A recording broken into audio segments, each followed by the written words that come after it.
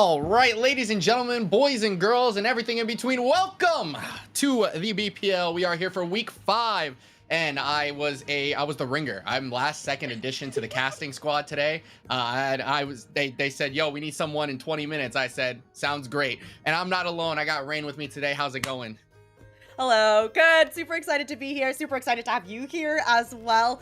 We're getting towards the end of the season right now. So we're here in the A League with Echo Knights versus Siren's Song. And this is a pretty important matchup, not just for these two teams, but for some of the other teams in A League as well. Yeah, we got a lot of things on the line, especially in this specific division. As you see in Alchemist, Echo Knights are taking on Siren Song today.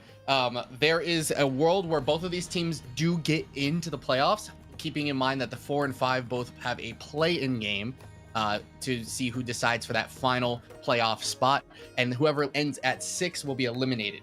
Whale Shark, I believe, are also playing right now, so they'll be playing here soon. They have a chance to still get into that 5 spot if Echo Knights do lose. I believe it has to be a 2-0, and Whale Shark also has to 2-0 due to map differential there, so that is how that works out. And if those things happen, Echo Knights is eliminated.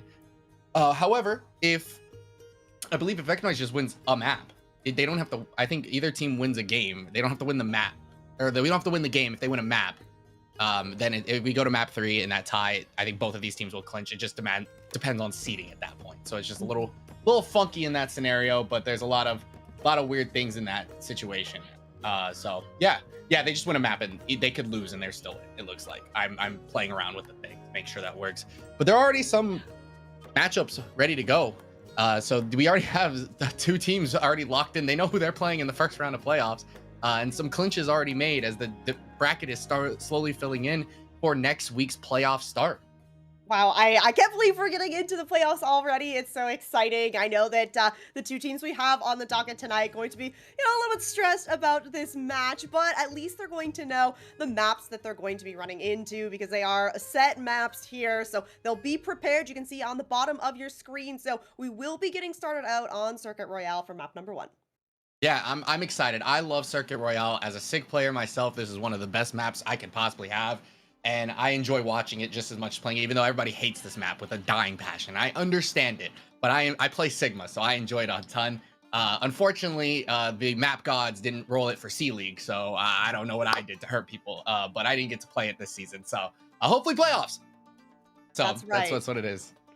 There's always playoffs. Of course, we're also going to have some hero bans that are coming into effect here. So maybe the Sigma players won't necessarily get to play some Sigma here on Circuit Royale. But as is the case, these teams will be figuring all of that out as they get ready to head into Circuit. And I'm looking just on paper here. I mean, Siren Song had a fantastic start to the season. I mean, winning the kickoff tournament. So I think on paper, maybe not the underdog here. We have Didn't You See Me, I Toasty Toast, Chief, Swifters, King, Orange Peel, and Sky going to be the roster for tonight. So as this is a draft league, we'll see as many of these players on the screen as is available.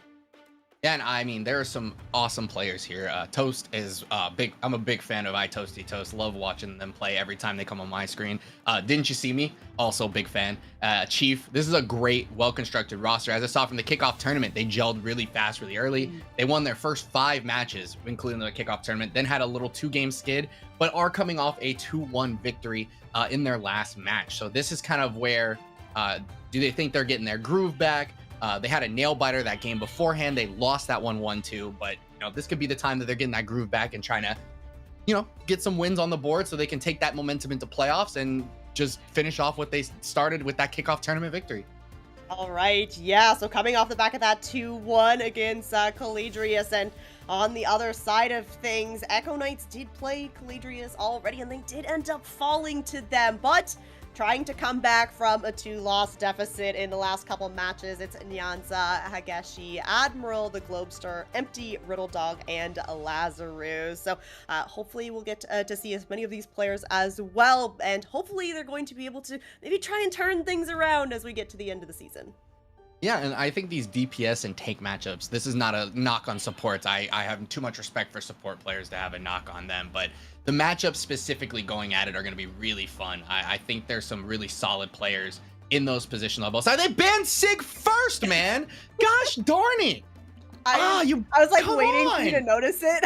Oh, Echo Knights, why? What did I do to hurt you? I just wanted to watch some sick gameplay. I get it though. There's some good sick players in this A-League, man. They're fun to watch. Yeah, so I've been doing it. So I get it. I understand. It's Circuit. It's the only sick. I get it.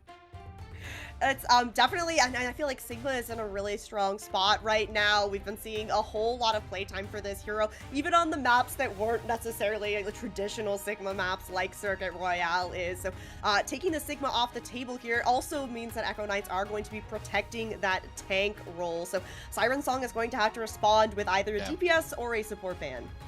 Yeah, I'm actually intrigued to see what they end up banning. I'm not too familiar with the support line from this team, and so I'm kind of curious to see if that's the route they go. I've seen people like I've done this before where we've banned just a nonsense tank so we can protect Sigma. Try to get like Reinhardt or like a Zarya or something like that banned so that I can have fun on the character and not want to die. So there's that. But it's like I think a support makes sense. I could see like this is a weird one, just because teams are playing. Oh, they banned Widow. That also makes total sense. Widow, very good sight lines, phenomenal. I mean, in A-League, everybody has aim, so it's gonna be really fun. It would be fun to watch those, but the Widow duels aren't like they were like 5 years ago. So it's so that makes sense. Circuit, no Sig, no Widow. I'm actually intrigued to see what we end up playing then. I'm kind of curious to see what comps they see up. What have you been seeing lately in this A-League that maybe some people are going to be constructing for this? I think that on these maps that were a little bit more typical towards these poke compositions, teams have really been leaning more into kind of a brawl style. I'm expecting to probably see some Ramatra, maybe some Zarya. Orisa is kind of one of those like pocket pick tanks where if you are an Orisa player, she is kind of viable to be played right now. But I am more so expecting these teams to kind of work around a more kind of stationary, kind of front to back type of a tank line, even on these really long range maps where we're used to see a lot more of kind of the Widow, the Hanzo, the Yari, and the Sig. Yeah, and I think a lot of teams, like you said, Brawl has been so good lately. And I think there's going to be, with Widow being banned and Sig being banned, I think Sim is going to be a very interesting pick on this map. Circuit has a lot of fun teleport spots, especially from low to high ground. Especially first point attack, going into that like right when you cap first point, going up to that high ground and forcing those attacks, giving your other DPS guys, we can see like Ashe on this comp or a different type of not as mobile DPS get teleported to that opposite high ground. And then same for third point. There's so many different places to TP and actually make great plays off of it. So Sim, I definitely have seen, like you said, Zarya with it. And then funny enough, we've seen Rein with it. And I think those are some things that we could see pop off in this scenario, especially with a Sig being banned or Widow being banned. You're not getting poked as much on the entryway, so you just get that TP off and you can be really aggressive really fast. And yeah, that makes total sense why these characters get banned. So I think we may see a Sim out of there, but I don't know. Who knows? I'm not in there. They got VCs for a reason. They're cooking something up in there, I'm sure. Has to be. We talked a little bit about the DPS and about some of the tanks. I am definitely interested to see what the support lines are going to look like as well. Once upon a time, it felt like the Lucio Kirika was kind of the backline to play, but I think with the rise of Mizuki, even Jetpack Pat, we've been seeing a lot more kind of variety in the backlines. And I think heading into Circuit Royale, where we used to get to see a lot of that double flex support, I think that it'll be a more interesting and engaged kind of backline for both of these teams. And I'll be honest, I've seen more Juno Brig lately too. It's making a slight resurgence. We got an Ana buff very recently on that nade. So you could see a lot of her as well, which definitely helps with the super meta tank that has been Malga lately, right? So that helps a ton in that fight. So you might see, and that Ramatra got a buff. You mentioned this as well. So those two characters could be more utilized than we saw before. Yeah, we could. Look, the Malgon Circuit Royale, not impossible. It definitely could be done. And like you mentioned, with Ana getting that buff, and I think Ana kind of used to have a really good foothold in Circuit Royale in that double flex support composition. Once upon a time, it was the Ana and the Zen. Mower moved over a little bit onto kind of the Bappy Yari here, but I think that it could definitely make a resurgence here as we get ready to head into things. Looks like it is going to be Echo Knights on that defense first, and I mean, Davion, that could be a Malga. That we are seeing. That's a Malga. I'm just saying. I don't see a Sim though, so I'm okay with that. I do really like the Pharah pick from Echo Knights. I think that's going to be a really good character to utilize here. But they're coming out on Illari Ana, which I think is an interesting backline for sure. And they're just going to get over the top there with the Weaver pedal, and just Malga's charging in already. Classic. Walking forward, taking the space, and of course, empty on that life weaver. Gonna have that pull, get Globster out of the mix pretty quickly here. But between Alvara and the Genji, it's a lot of kind of poke damage that's going to be coming in. But when you're up against the Emray and the Sojourn here, Siren Song are going to have a lot of that consistent damage going in onto Echo Knight. Yeah, they had a very quick swap because I don't believe they opened on Sojourn there for the Pharah, so that helps a ton. But the buildings here are really, really good for Pharah, right? The angles that you can take are super nice. And we're just having a little poke war. We're just feeling each other out to start this map.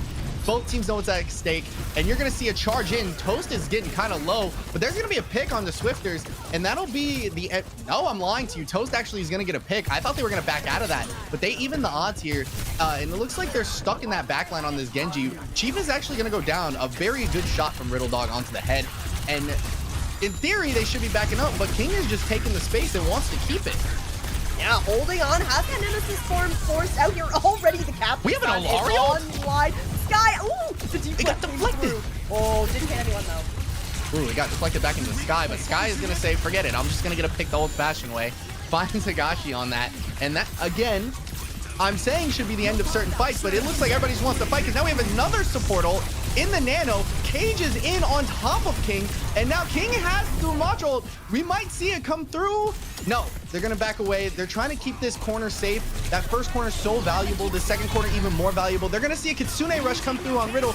Blade is gonna follow with it. Now Ramatra is gonna pull the ult and the sleep off the map. What a sleep from Toast. That'll get the Blade out of there, and maybe they can fight back in this fight. And it's just, they're backing away. They might need to play this corner, stay safe. Weaver's trying to get his team out of there.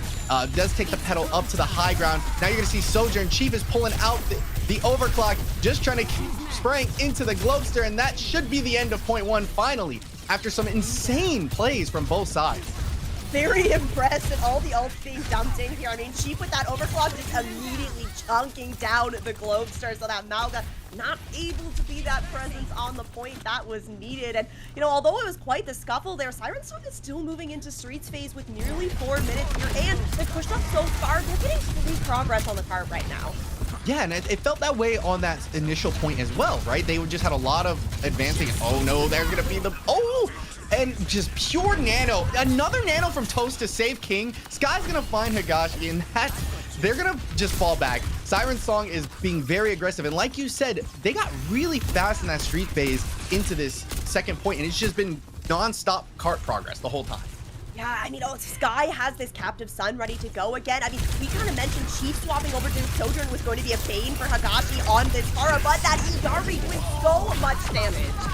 And yeah, there's the Captive Sun, but it looks like the tree did a great... Oh, that's not Captive Sun yet. That's Emerald. I'm sorry. Emerald's gonna pop through. It looked like the tree did a good job of blocking most of it, but the damage was already done. Higashi was getting real low, and now we're gonna see Swifters just take down just everyone else in the fight. King gets a punch in, and that'll be it. 0.2 cap, 0.3, 4:15 left on the clock. And unfortunately, Globster had the cage fight canceled there, so Echo Knights are going to be in a bit of a deficit when it comes to the alt economy. Empty is over on that Juno, so you're going to have a speed component to work with. And yeah, third point here, Higashi off of that Pharah over onto the Hanzo. Right now, you're hoping that Riddle Dog is going to be able to make massive value with this Kitsune rush. Yeah, and Globster goes in, gets antied. Captive Sun is going to come out. I'm unsure if it actually connected with anyone because of the cleanse on the Kiriko, and you're just gonna see it pin through, and I feel like that should not have killed on the slam there on that Ana. That was insane how high that jumped off of. Incredible curb stomp onto Toasty Toast, unfortunately. But hey, Siren Song still have a pretty healthy time bank here moving into third. Toasty Toast is going to be able to build up to that nano very, very soon. And with Chief has that overclock unlanded already, they are up 1 in this fight. Echo Knights just cannot catch a break. I think I've been pronouncing it wrong. I think it's Higashi, and I apologize if that's how it's supposed to be pronounced. I'm looking at the pronunciation, but it's fine because Sky's gonna find Empty, and we did swap over to the Juno to try to help this out. They still have the rush blade here. They're gonna whip out the blade, try to get Sky out of it. Is gonna find Sky this time, and it looks like King is going to go down. There's no cliff inside here for you to get slept off of, so you should be okay here. Chief unfortunately did use overclock in that same fight, and that'll be the end. Echo Knights finally getting a little composure and holding on. All right, yeah, this is exactly what they needed. They needed this stabilization. Yes, it cost the Kitsune Rush and that blade, but they're going into another cage fight. And Siren Song, okay, already finding out PK Nessie. That is a massive opportunity for them. And Chief is over on the Sierra now, so gonna have a little bit more mobility compared to that Sojourn. Yeah, exactly. A little bit more opportunity to get to the high ground if that Malga does drop and help you take over some of those 1v1s in the DPS brawl. And now you're gonna have Globster has the cage online, hasn't, you know, a couple of interesting ones, looking to try to find it, will finally get the cage off, is gonna trap the Ramatra, who gets into Nemesis form, should go down here still, and Sierra will be there to follow. Chief stays, there we go. I was gonna say, there's no way you live through that. And Swifters swiftly out of the fight as well, and the supports are just gonna cower away.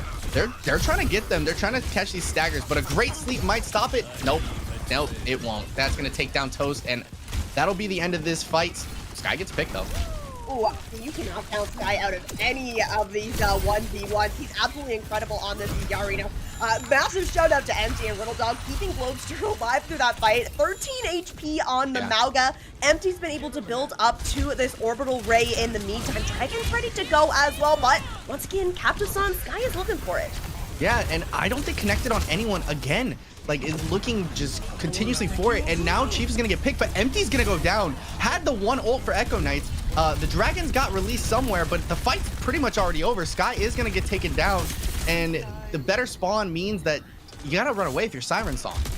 Yep, need to regroup here. They're going to be coming back into this next fight with a good, healthy amount of ultimates here, and 60 seconds on the board. Ooh, and another early pick here. PK Nessie is going to fall. One of these support ults probably going to have to be committed by Echo Knights just to get a stabilization. Yeah, and Chief is gonna find Hageshi here as well. Now we're looking for the ult. Swifters trying to find anyone. They're all on the high ground, just cowering away as the bullets are raining from above. Swifters is unfortunately gonna get taken down by Malga. Now he's gonna pin in, looking for a slam. Nano Ramatra ult to follow, is gonna find PK Nessie once again. Going down, the punches are flying, the chains are connected. Empty's gonna go down. Another pin goes in, is gonna put him down. King is gonna get taken down. And now with Kitsune Rush online, that means they're gonna be able to regroup and get the fight handled. Hageshi's gonna go down, find Sierra, by the way, and then Sky is gonna get taken down by the curb stomp headshot. And Toast is unfortunately gonna not get out of there alive with that. And now we only have 5 seconds. That might just be it. I don't think they're gonna touch. No, but Chief is alive. You know, the Trailblazer gonna take down PK Nessie, but yeah, that is it. We will not even see a full cap here on Circuit. That is a big defense here for Echo Knights. Yeah, and Circuit, historically, that that last point is extremely hard to get around that last corner. So I think, all in all, it's a phenomenal push. Really hard to get through that last point with how the spawns are for that. And that high ground is just really hard to take care of there too. Riddle Dog, a single death here for the Kiriko of Echo Knights. Absolutely fantastic stuff. Staying alive, pumping out the heals, building up to that Kitsune Rush, which made a massive difference in that last fight. Riddle Dog holding on to it until the very end of the fight. No cooldowns left for Siren Song, and Globster just charging forward, able to find some of those last stagger kills. So big difference maker here for Echo Knights. Yeah, and it's been a lot of, it looked bad early, right? It didn't feel like those situations were going to present themselves. Sky was getting picks left and right. Toast, I mean, the blade rush was shut down by a single sleep dart off a map, right? That first initial one was just, it did not look good in that scenario. But then they clutched up. I mean, the Malga started to get a little bit better. That Kiriko was helping cleanse the anti-nade that was hitting the Malga. And sort of getting that Ramatra under check, it was really the difference maker there. And I think switching off of Life Weaver helped a little bit. Yes, that's a good point. That also did have a bit of an impact here. Echo Knights now on an attack of their own. Looks like it is going to be Hageshi over on the Sierra here, and they're going to go ahead and start with this Juno Kiriko backline, but a little bit of a difference here for Siren Song as well. Swifters is going to come out on that Reaper, so looking to just tear this Mauga apart in the front line. I think it's a good idea. I truly do. The Mauga is just so good at sustaining with that E, especially when you're shooting into a blocking Ramattra, right? You get to stay alive for a very long time. So it's a little bit harder on you for those scenarios. So now we're just looking to try to outpoke some people here. Swifters wants to get in close, but you have to be more secure. This first under the bridge point is so valuable to stay a hold of. You don't want to give them any angles that'll make it so that they get around this corner. Holding this corner is I've always been told is the most important part of this dang map. It is so, if they get it past this corner, you've done your job incorrectly as long as it's a fight. But Chief is gonna get one, so that's gonna big. That railgun is gonna find a connection into the body, and that means they're gonna have to back away. Echo Knights is gonna leave the fight. Globster is gonna stay alive. Got really low there for a minute. That should be the end of this fight, and they're gonna stick to their guns. Like I said, that corner is so valuable. They really don't want to push too far and risk getting picked and losing it. Ooh, all right. Yeah, that's the first pick right there. Guys, so much damage and so much healing. Now gone for Siren Song. Yeah, and that's so much. And now you're seeing that E is just staying them alive. And King is saying, nah, I got punches for days. Toast is going to get one with the nade. King finds two. Stomp is going to come through and King's going to go down. But Chief said, nah, I got the revenge. But Riddle's going to get one. And Swifters will clean that up. Just nice team kill. But this is kind of unfortunate because now they have 2 down and they're going to all have to come back from spawn while they have 4 ults online for Echo Knights. Yeah, Swifters truly was the last man standing there. I mean, Sky has made his way back into the fight now, but yeah, Echo Knights is going to be coming up on this fairly quickly here. Now, Swifters is kind of lurking, almost has that Blossom ready to go, but it is going to be this slate of ultimates for both of these teams. And here's the blade. Nade is going to come through. Toast is going to get taken down, unfortunately. Kitsune Rush is out. King finds Globster. Swifters is going to get taken down. Did pull that ult. Ramattra is going to say suffer as I have, but they will not do any suffering today on the side of Echo Knights. And that'll be the end of this. Sky gets another pick on the way out. It just never stops with him. Never stops. Always good for his one, for sure. As all right, there's the first cap, and Echo Knights nearly at that 4-minute time bank as well as they move into the second point here. Swifters is going to be off of that Reaper over onto the Cassidy here now, so I think that is definitely going to help with PK Nessie and Hageshi over on this Sierra, as we can see in the team chat. You know, a little bit of concern here for one of the newest DPS heroes. Yeah, but PK is going to get taken down again. I feel like we've said that a lot this match so far, unfortunately. That Genji has been having some great plays, though. We're going to see Mauga try to pin in Globster. Not going to find anybody. Thought about it for a second. Chief is going to find a second pick on this, and they're going to have to back away, regroup, and make sure they don't get anybody else out of here.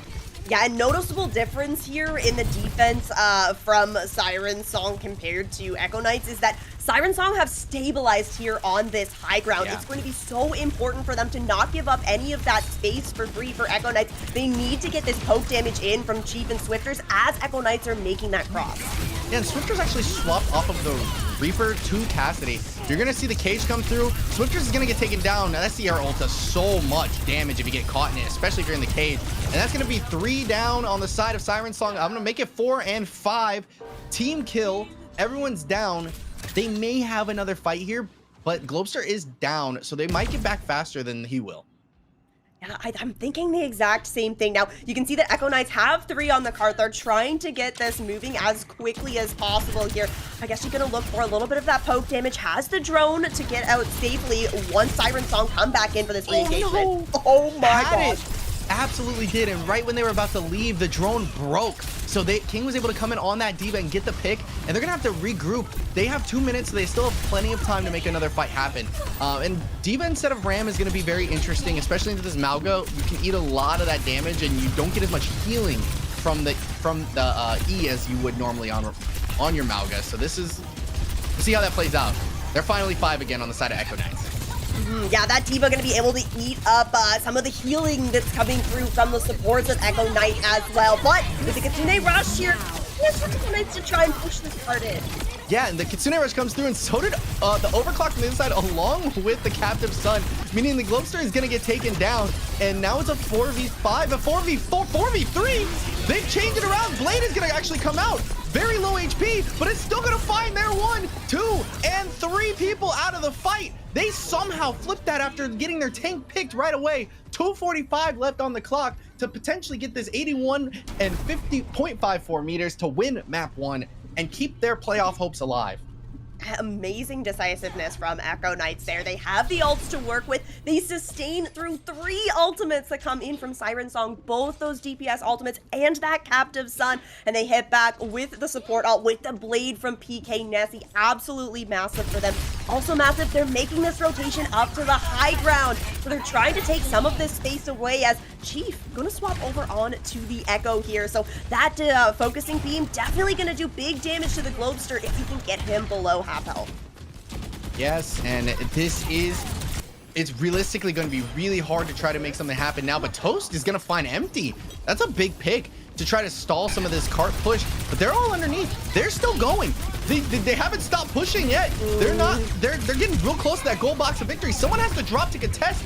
They're going to slap the Nano on top of Swifters, and Swifters is going to find one and does force the Malga out, which causes it not to get right on top of it. That's really close. They're 9 meters away from that win.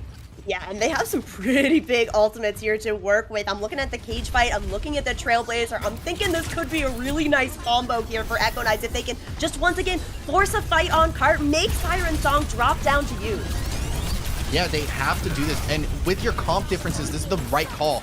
Malga just does so much in that scenario. Bomb is going to get dropped on point, using it as a second life because you have to be able to do that here. And you're going to have Globsters drop the cage. And oh, that's just a deadly combo. Chief's going to get taken down. The mech is going to get gone. PK is going to dash through the Baby Diva. Toast is out of here. And it looks like they are going to not only survive, but win this map as Sky's trying to find anyone, but can't do it all by themselves. Echo Knights win map 1, and I believe just with that map win solidifies at least a 5 seed. So they will be heading to the playoffs, at worst a play-in.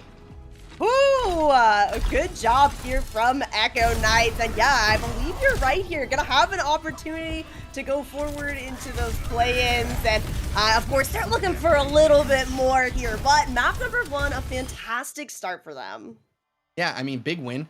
Very, very, very fun game, though. Like that, we thought it went from people getting rolled to just good stabilization. We thought it was going to stay put, and then it just flipped again. And it's just like, that's the type of back and forth action you just love out of your Overwatch games. And I mean, I'm getting the stat sheet, and I see 22,000 from Globster, man. Oh that Malga character is a character, am I right? I mean, more than any of the DPS on the field here. 6 deaths, like, fantastic job from Globster to just be a presence in the front line, and for the supports to just, like, pump the healing into that tank. Really, really well played, and I'm impressed to see, some of the numbers that came through for both of these teams. Yeah. You can just see in the stats how close this series really was, or this map. Yeah, I think the most important stat is Riddle died twice. 2 times. I can count that on my fingers. That's insane. Like once on attack and once in defense. That's it. That's it. That's crazy.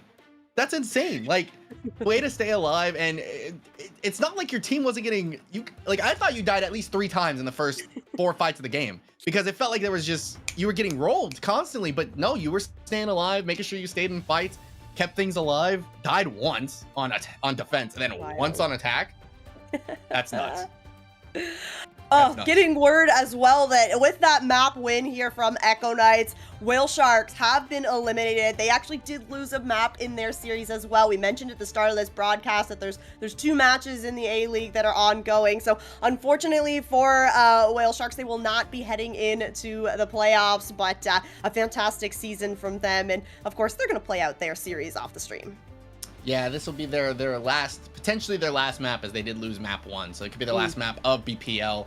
Season 8. It was a good run, and they're excited to see who comes out in this match, obviously. Yeah. But it is tough. It's unfortunate to see that, and hopefully they can maybe clutch up, even if they winning a game, winning a series would be really nice for them. So end on a win. Go clutch up. Go clutch up. The other team doesn't matter anymore. They clutch up. But here in this series, still ongoing here, and of course, like I mentioned at the start, these maps are predetermined here, so the teams already know where they're going for map number 2, Lijiang Tower Classic for us. Yeah, fun map. This is, I mean, one of the best control maps, if not the best control map in the game, in my humble opinion. At no surprise, Siren Song has banned Mauga to start this. So I'm not shocked at all whatsoever after what I just witnessed. So.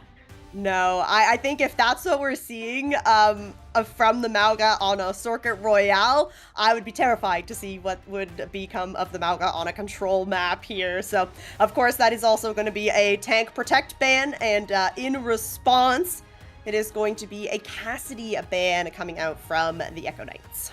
I think that's an interesting one. We didn't see a lot of Cassidy in that first game. I think it was just that little bit at the end from mid-second point onwards, right, on defense. I think that was all the Cassidy I saw. I think you're right. You're wrong though. I've been wrong before. I do think that, you know, the Cassidy is definitely going to open things up for some of the more flanker kind of style DPS that can really, really thrive on control maps. Definitely Lijiang Tower included in that, of course. So I'm thinking, you know, try to enable Genji perhaps, maybe a Tracer. It's definitely a lot of consistent damage and really good at kind of marking those angles. So without the Cassidy to worry about, maybe a little bit more danger in the back lines of Siren Song. Yeah, and we saw a little bit of Tracer for like stall purposes, so I wonder if we're going to see that. Lijiang is a Tracer playground, so I'm curious to know if that's going to be more of what we see, or we're going to see more of that Genji, right? We definitely saw a lot of the Genji out of PK, so that'll be something I'm excited to see. And Siren Song though are still playing for something, right? We don't leave it. The playoffs are determined at this point. It's just the seeding isn't, and if you're a top 3 seed. You actually get a bye. You don't have to play in the play-in. You are locked into the double elimination bracket. I know I've been studying the bracket left and right because my team is in that 3-4 slot right now. So we're trying to lock that up tonight as well. First 2 seeds are set. I believe both of those teams have clinched their playoff berths in this division. However, Siren Song, I believe, has to win to get get there. I could be wrong though. I think if they win, they get the bye. But if they lose, obviously they're still in. They just have to have a play-in game instead of going into that. Because I think that it will come down to some weird tiebreakers because they lost this match. Both teams will be 2-3. All right. So Siren Song definitely looking to tie this series up. Force a map number 3 here. As we head over to Lijiang Tower, looks like we will be getting started on Control Center first. And you know, just teasing some of the heroes that we could potentially see. Maybe a Doomfist. I would be maybe a little bit surprised, but it's not, you know, the craziest thing that I've seen here on Lijiang. I think the Lucio Kiriko, very classic here for Echo Knights. And I mean, that is it. Globster is out on that Doomfist. Siren Song on the Kiriko, on the Mizuki, and we're going to get to see some Xion from Didn't You See Me? Yeah, I think these are 2 really good picks. I think Xion is really strong right now. I think Toast is just going to take away. Riddle Dog said, all right, you died twice. I'm going to add to that total real quick. I'm tired of this. Takes the little dink to the head. And I think Chief's going to go down. Yeah, that's a great punch. And Didn't You See Me is going to get the revenge for them. But Toast is gone. Orange Peel's also out of here, who subbed in, I believe, for this map.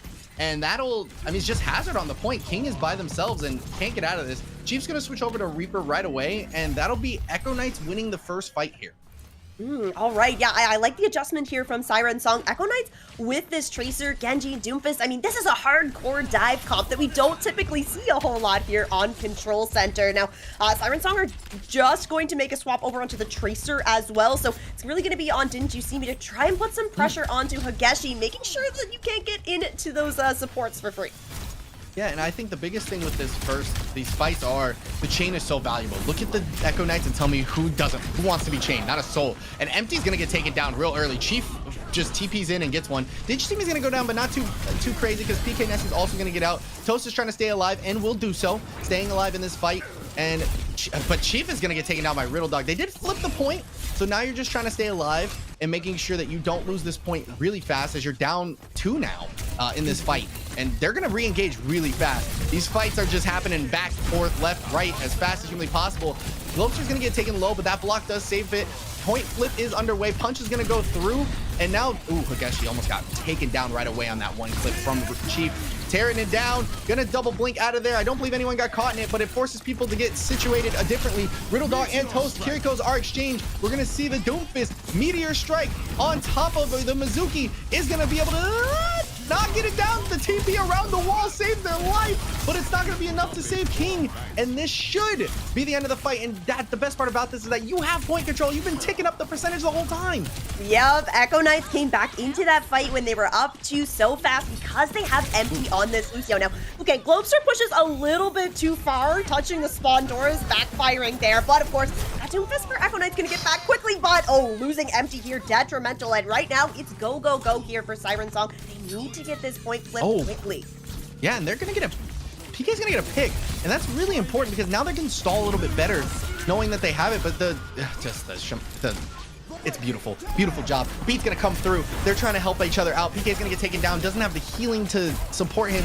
Was just shy of the beat. And now die on point. No one to really take it. The Tracer gets really low. Globe's gonna find Orange Peel out of all of that. Globe also gets taken really low, but the rushes, both sides take it through. You're gonna see a Pulse Bomb come in and not hit anybody on that. Didn't you see me is taken down. Blade is gonna come out. Chief is already gone, and when I thought that they would potentially have a win fight here in maybe a short time, Siren Song is gonna get taken down, and now Echo Knights has the point flip once again. Toast does find Nageshi in this fight, but Toast is not gonna go without being taken down. The touch is in, overtime is triggered at the very least. Meteor Strike is away once again. Hazard's gonna ult, did find Kiriko, but I don't think they know that they got Kiriko all the way in the back there. It will not be able to stay alive. Globster's gonna find 2, King's gone, Globster finds a 3rd, and that will take down overtime, and Echo Knights heads to match point on Lijiang Tower. And I just gotta remind everyone, you know, Control Center is not usually where we see these dive compositions. So if Echo Knights is this successful on the, you know, quote-unquote brawl style point, Siren Song are gonna have their work cut out for them, whether we go to Garden or Night Market here, where you're going to have a little bit more kind of space to work with in this this Doomfist, and then the Echo or the Tracer and the Genji comp here. So this is a fantastic start for Echo Knights. I think Siren Song made some nice adjustments there. I liked Danu see me going over onto the Tracer, Chief on the Reaper as well. You're gonna have some survivability. Maybe not gonna be able to kind of chase down that Genji or the Tracer, but at least you're gonna be able to stay in the fights a little bit longer. And I mean, Siren Song with Knight coming out, or King coming out on the Roadhog with Toasty Toast on the Cat. This is very cheeky. And I mean, it's Cat Hog, and they switched to an Echo Tracer. I think this is definitely interesting. Orange Peel is gonna go over to the Kiriko. It was Toast playing the Kiriko in the first point. So now Toast is just spraying this Tracer, poking it down, trying to make sure they get out of there. Hog is gonna get real low on point and is gonna get punched out, but the hook comes through, now blocked. Chief's actually gone in the middle of this fight. Now you're gonna see him get punched off the map by King, and Empty gets taken down in the process of it, but it's just not enough. Echo Knights is going to be able to cap here in just a second. What a punch. And that'll be starting that tick up, and Sirens need to make something happen here. Yeah, it's tough. I mean, I see the value that, you know, the Roadhog can get a one-shot onto like 4 out of the 5 heroes on the side of Echo Knights, but they all have so much mobility. It's going to take so much work to actually land one of those hooks successfully here. And I mean, with Chief over on this Echo, that's going to give you kind of some of this burst damage, maybe to take down Globster here, but I think Siren Song are just going to have such a hard time making their way towards point because Echo Knights, with this mobile composition, are just able to control so many different lanes. Yeah, and that Tracer juice recall, so this can be a big pick. Yeah, I saw the recall come out, so that's big, but they trade Tracers. Orange Peel is also gonna get taken down.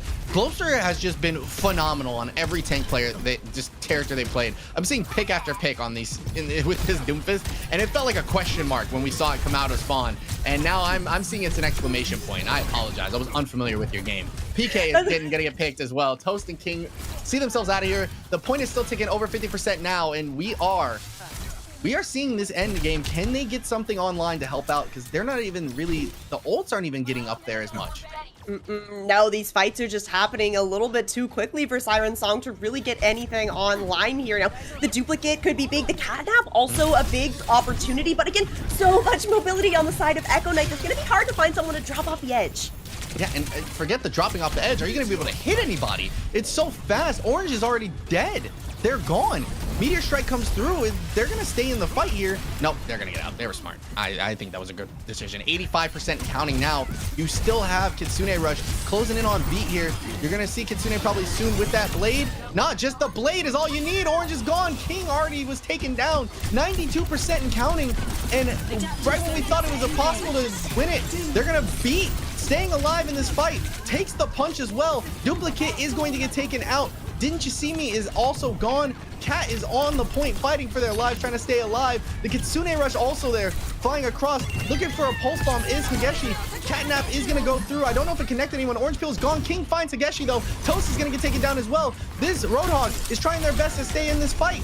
BK is gonna find a second one. Now we're gonna see this come through. Finds one. People are slightly low, but it's just not enough. Riddle Dog is gonna get the last pick, and you just see the recall come through.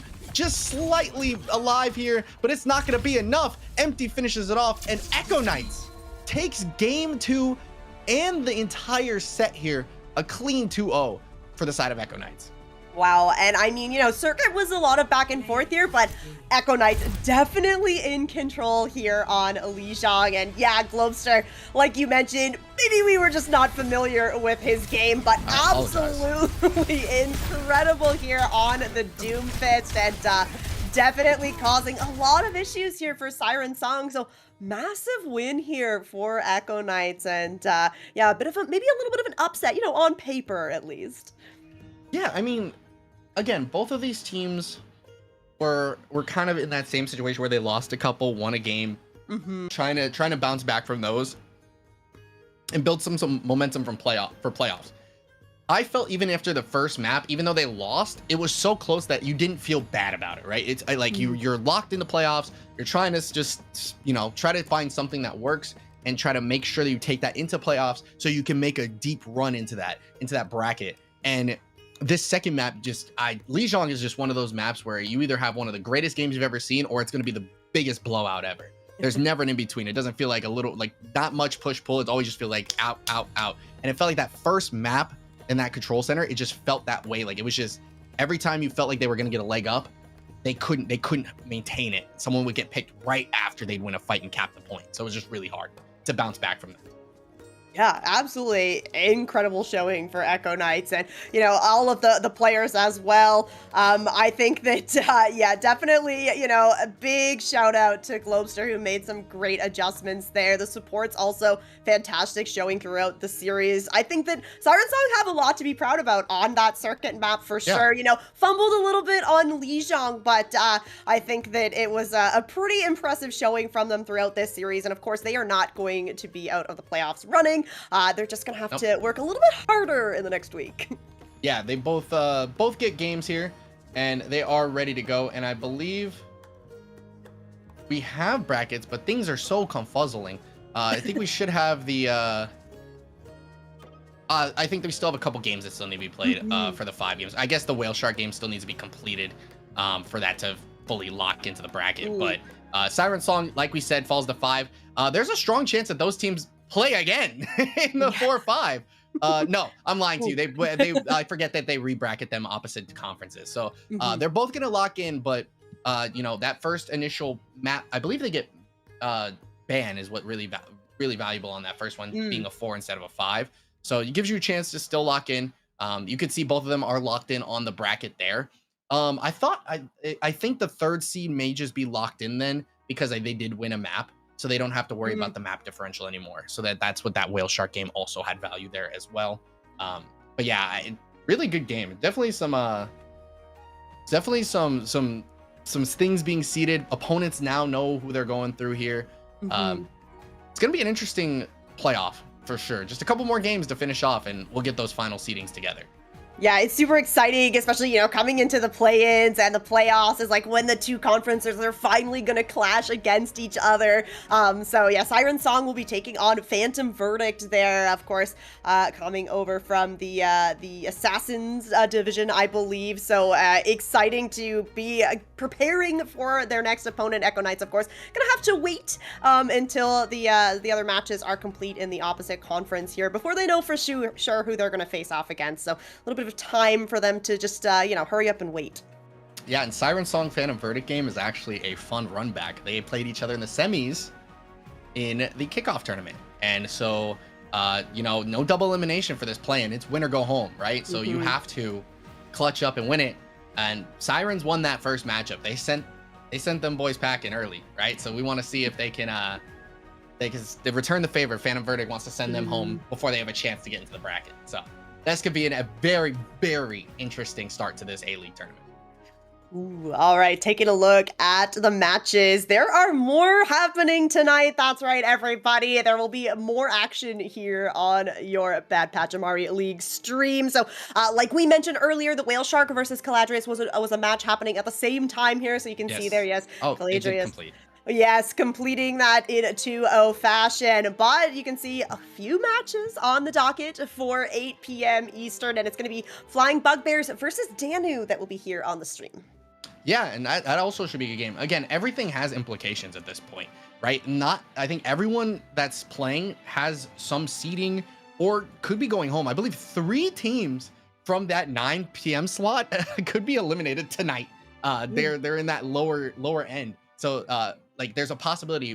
One, I know, like I'm on there. I play for Eternal X. I believe if we beat Raw's done. They can't come back. There's nothing that they can do about it. And then Demonetized and I think Boundless Waltz are both fighting for that 5 right now. Potentially could both make it in, and Knights of Revan could be eliminated. I believe there's like some crazy stuff in the C League there that could happen with those games. So you never know what you're gonna get with some of this. But that Flying Bugbears Danu game is gonna be a lot of fun. Those are some good teams, and it should be a good time. Yeah, I'm excited to have that one underway. Now, it is going to be a couple of new faces on the screen for you. Davion and I were just covering this first match here. So Sometimes. You'll want to stay tuned because it will be a Dexatron and Mr. Leapfrog that will be covering all of the action for that next match. Yep, they got 2 games to go through, and they're going to have a fun time. Ringer Squad did our job. We did what you're supposed to do. Came in and clutched up. That's all that matters. That's right. So thank you all so much for tuning in. We hope that you're going to check back in for that 8 p.m. Eastern match. But for Davian and I, that has been this A-League match, and we will see you all next time. Thank you. We'll see you next time. Peace.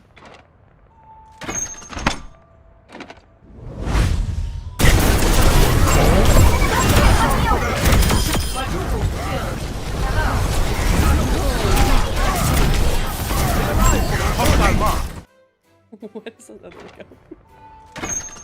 I was like, oh no, I can't see the play.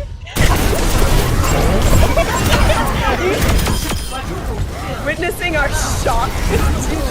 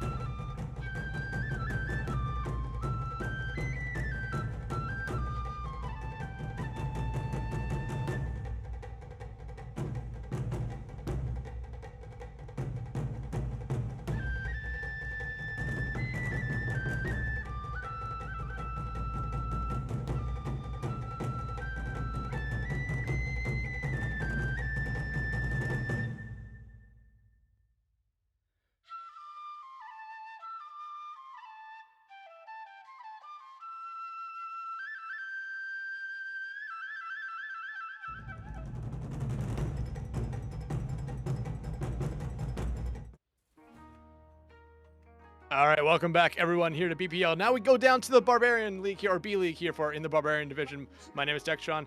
That is Mr. Leapfrog, and we have a great series here with Flying Bugbears taking on Danu. Danu, I mean, like I said, great series here. A lot of implications for these two teams right now when it comes to playoffs. Yeah, obviously, I know for a lot of teams, I know regulation's kind of like the threat. Luckily for the B League, there's not a totally on the forefront of their mind. However, winners do, get a significant advantage going into this match. Winner gets the number 3 spot and a bye, so obviously they're trying to gun for that W and gun for that bye and get that kind of relaxation period going into the actual playoffs. Yeah, which is something you very much want here. Right now, like we said, winner of this one gets that bye. That's that all the way down there in that 6th game right there, that Barbarian 3rd spot. And I mean, hey, law on the line when you look at it here. However, there are some other implications with this one right now. If Danu wins this one 2-0, it will be Nightwings who actually get the 4 seed, while Bugbears or Big Bears will drop to the 5th seed here. So there's a lot on the line here for this one. If you're Flying Bugbears, if you win a map, it's really big here just for you, because you at least guarantee yourself not dropping all the way down to that 5th seed. Oh, 100%. It's tough because one of those things, like, it's not a huge deal being that number 5 seed and falling down lower, but at the same time, like, you definitely want to try to get that, just that one niche above your opponents. It makes that much of a difference. I mean, if you look at the actual standings, everybody's so close together, and in terms of the map differential, not too far apart beyond, I believe, the 1 and 2 seed respectively for the Barbarian group. Everybody else is really close in terms of the map differential. Yeah, and I mean, it just tells you how competitive it has been here in B League, and especially the Barbarian division right now. But, I mean, looking out past that here, we've already laid the land of what's at stake here for these two teams. Well, we know what our map order is going to be as well here. Much like with every series, it is a set-in-stone map board here. Shimbali Monastery will be our first map. Oasis will be our first decider. Numbani is our 3rd map. And if we get to a 4th map, we were so close last night. So close to a 4th map. It will be Runasabi, but again, we have to somehow get a draw. Yeah, they're very, very rare when it comes to certain matchups. I mean, obviously, when it comes to Oasis, that's not even possible. But, if the stars align, maybe something happens where a map's not counted, that's definitely on the table. So I'm not going to put it past us. I've commentated a lot of Overwatch over the years, so truly anything's possible. So I'm just not going to say anything to avoid cursing our potential match tonight.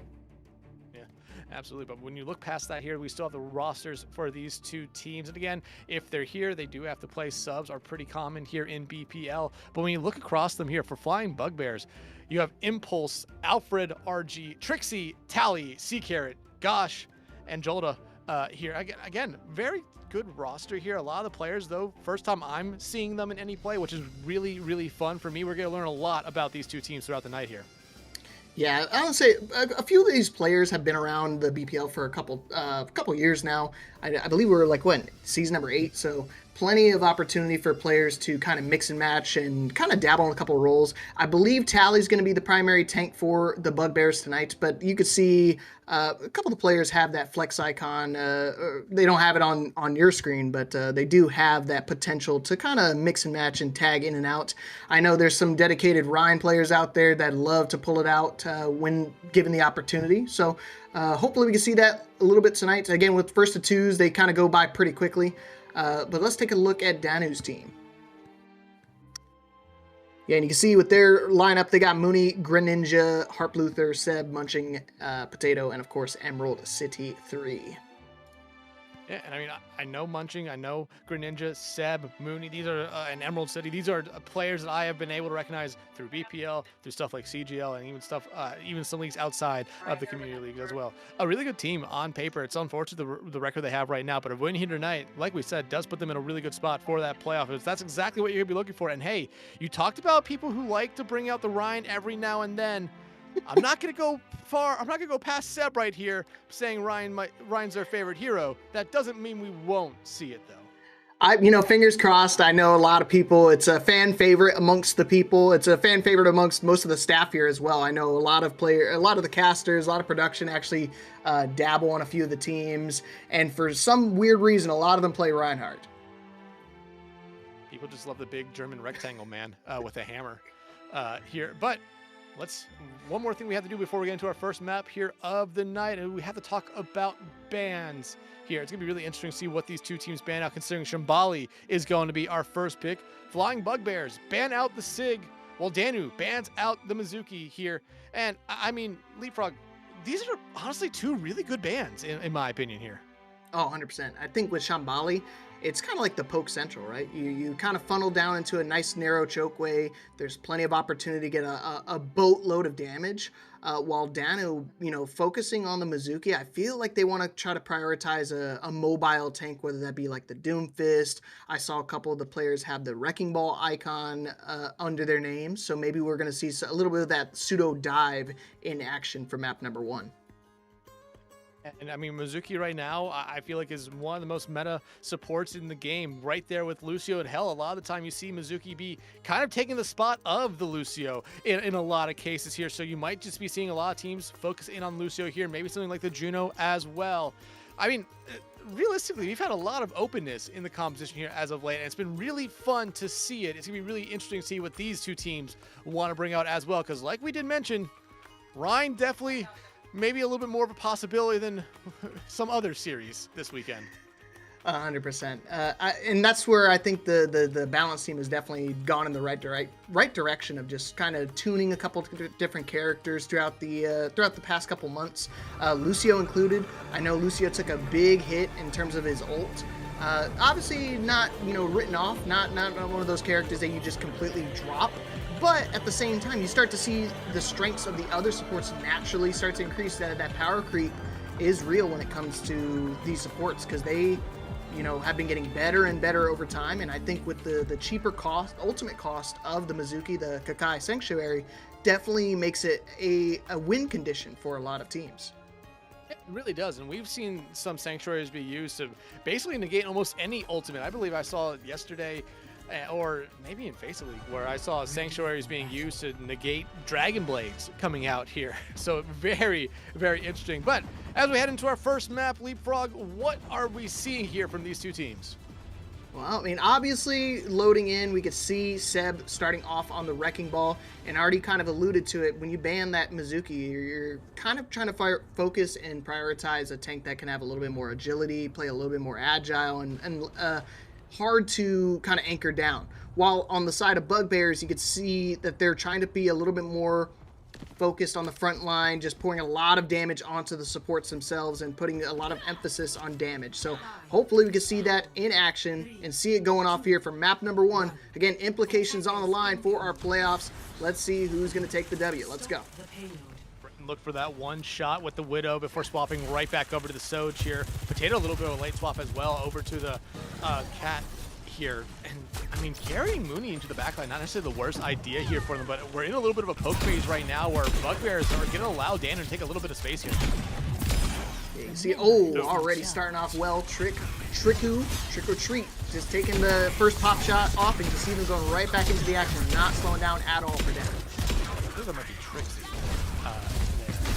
But yeah, Danu just has to be able to find something right now, but they're not going to really be able to find much. Seb off the ball here early on, and going to be able to going over to the Ramatra now. I mean, they have to match the Ramatra here. The Wrecking Ball may be a little bit of a good pick if it wasn't into the Ramatra, but when you see that Ramatra come out right now, it seems like I'm just seeing a lot of teams favor the mirror instead. Yeah, it's either favoring the mirror or going for the Mauga in retaliation. So we're going to see a little bit slower pace, but I think they're going to prioritize just trying to get this payload past the corner. But that's the benefit of running this Tracer. The Tracer is pretty much that one character you can always trust to contest the payload unless it gets sniped out. And that's a huge pick here for Danu as they can finally get going a little bit. Mooney trying to disrupt the backline here, but going to be taken out there by Gosh. However, Tally trying to keep Jolda alive, not going to be able to steal trades, going back and forth right now. Trixie going to be able to find Potato. So you're down to only one support right now. If you're Danu, Tally trying to back out. They're going to be able to fall back here for a brief moment. But if you're Danu, you finally at least broke this initial choke for a moment. Yeah, got past that corner, got past the initial high ground, but now there's one more high ground you have to deal with. Tally getting super low, I think forced to retreat and wait for Joel to get back into the fight, but now Danu still getting some more payload progress. Again, losing the impulse. He talks about how important Tracer is here in this competition. Losing them early on in the last two fights. Look what that does to Bugbears. They immediately have to back out. The Annihilation now out here from Seb. The response is going to be the Bob from Trixie, and Bob is just kind of getting melted down. Gren will be able to find the final shot right there. And now the Annihilation actually being carried around with the catnap from Potato. They drop it there eventually. Seb still fighting Jolter as their Annihilation went on for a very, very long time there. Both Annihilations go down and out. However, Seb down and out here. Flying Bugbears. Looks like they're going to be able to stabilize here for a moment. I mean, just for a moment. I mean, that got very hectic very quickly. You saw Potato going for the right play of just trying to rip the tank into their team. The only problem is he's in Annihilation, so he's pulling more resources away from their team and actually putting them in a kind of a danger zone. So luckily they have time to recollect themselves. They have a minute. They have a couple ultimates to their disposal, but they have the opportunity to actually open them up.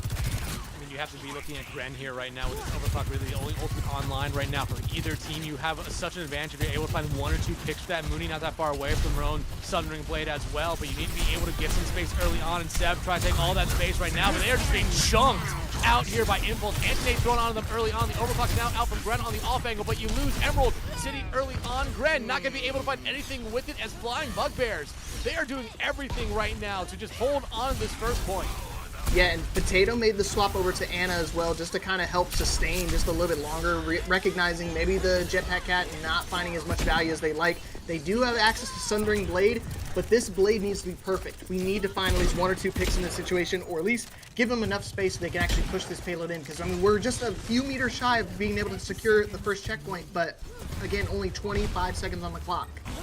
Worst thing that could happen right now, Mooney was up in the sky and they get put to sleep. However, they're going to stay grounded right now, but they still get put to sleep. Talk about a cast curse and a half right there, but if you're Bugbears, you absolutely love it. That's more of a blessing for them.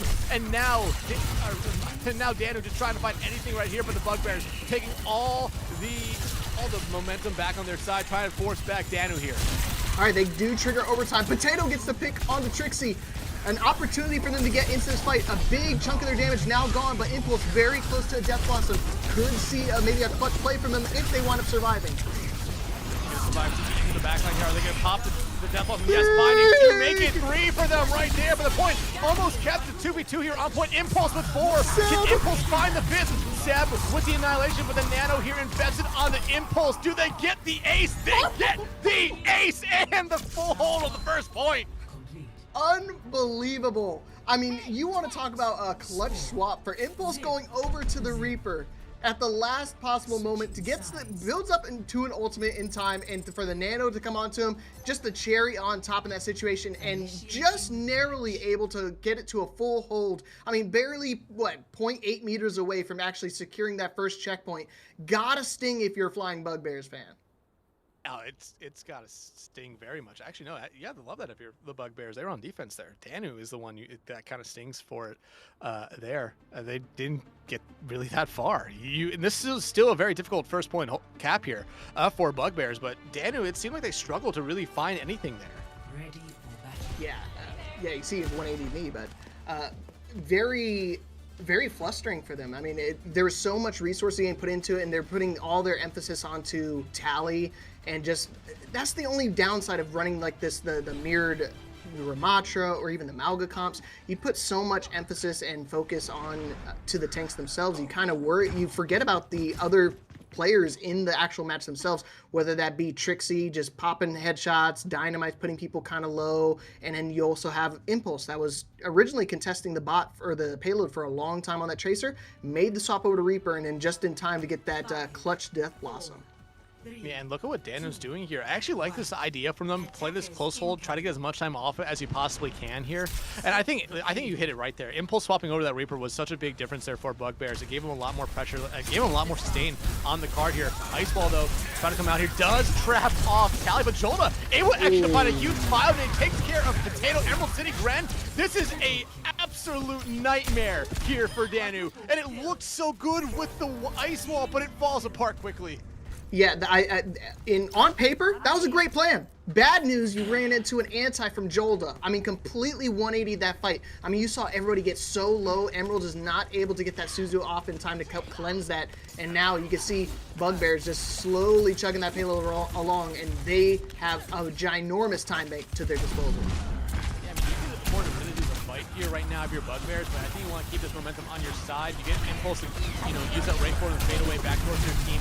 TP coming out there from Gran. Gran has to be very cautiously here. Has to use that right forward to keep himself alive here. But again, Danu playing very passively right now, trying not to overextend themselves here, trying to focus in there on Tally instead of Seb. First falling here for Danu. And how do you hold this right now? The answer might not be really at all here, but you find 2 quick trades. However, you lose Mooney right back. That was probably going to be your stall here. You only have your supports left here for Danu. And Nemesis support coming out here from Tally, trying to get rid of Potato as they're getting healed up by Emerald City, who's kind of sitting in the back here. The Annihilation coming out because they want to get rid of the Brazilian DJ. Now you see the Ryan coming out here from Seb, but it's a little bit too late. The Annihilation is gone here. If there's a chance for Danu to hold, this would be it right now. You have your DPS line with you here, but Seb has to play cautiously. It's going to be Mooney finding Trixie out right now. And honestly, you might see a little bit of a fallback right here. Tally does find Grand. Impulse, though, out as well. So trade's still going the way of Danu right now. And I think you've been able to stabilize yourself right here. Seb, you got to survive. Not going to be able to survive. But Tally actually wasn't falling to a ginormous stagger on the side of Bugbears. And I don't know how, but they managed a way to survive the very late annihilation from Tally, just trying his best to dispose of these supports from Danu.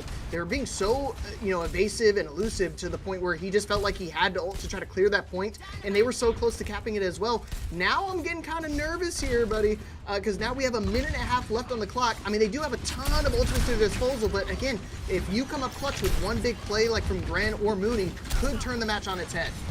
Again, we were talking about Danu kind of looking lost there for a little bit. Then they find a huge kind of play like that. I think they have so much momentum and so much confidence back on their side right now. Seb on their comfort here of the Rhine, and they're going to be able to actually play angles here very good. Deathbox going up to Grand will find 1, but make it 2 as well. However, honestly, if you're Bugbears, you're okay with this fight. You got rid of Beat, Kitsune Rush, Death Blossom. And look at what you, Gosh did use the Kitsune Rush there, but look at what you still have coming up here. Yeah, I was just going to say, I mean, silver lining is, look, you got both support ultimates out on the side of Danu, so now we're coming into this fight. I mean, final minute on the clock, but look at the ults we have. We have Impulse's Death Blossom, we have Bob, we have Nano, and you're going to be working on an Annihilation. So, I mean, you have the tools to be able to close out the map. The question is, how do you actually open up the fight? I might just Nano Bob, honestly.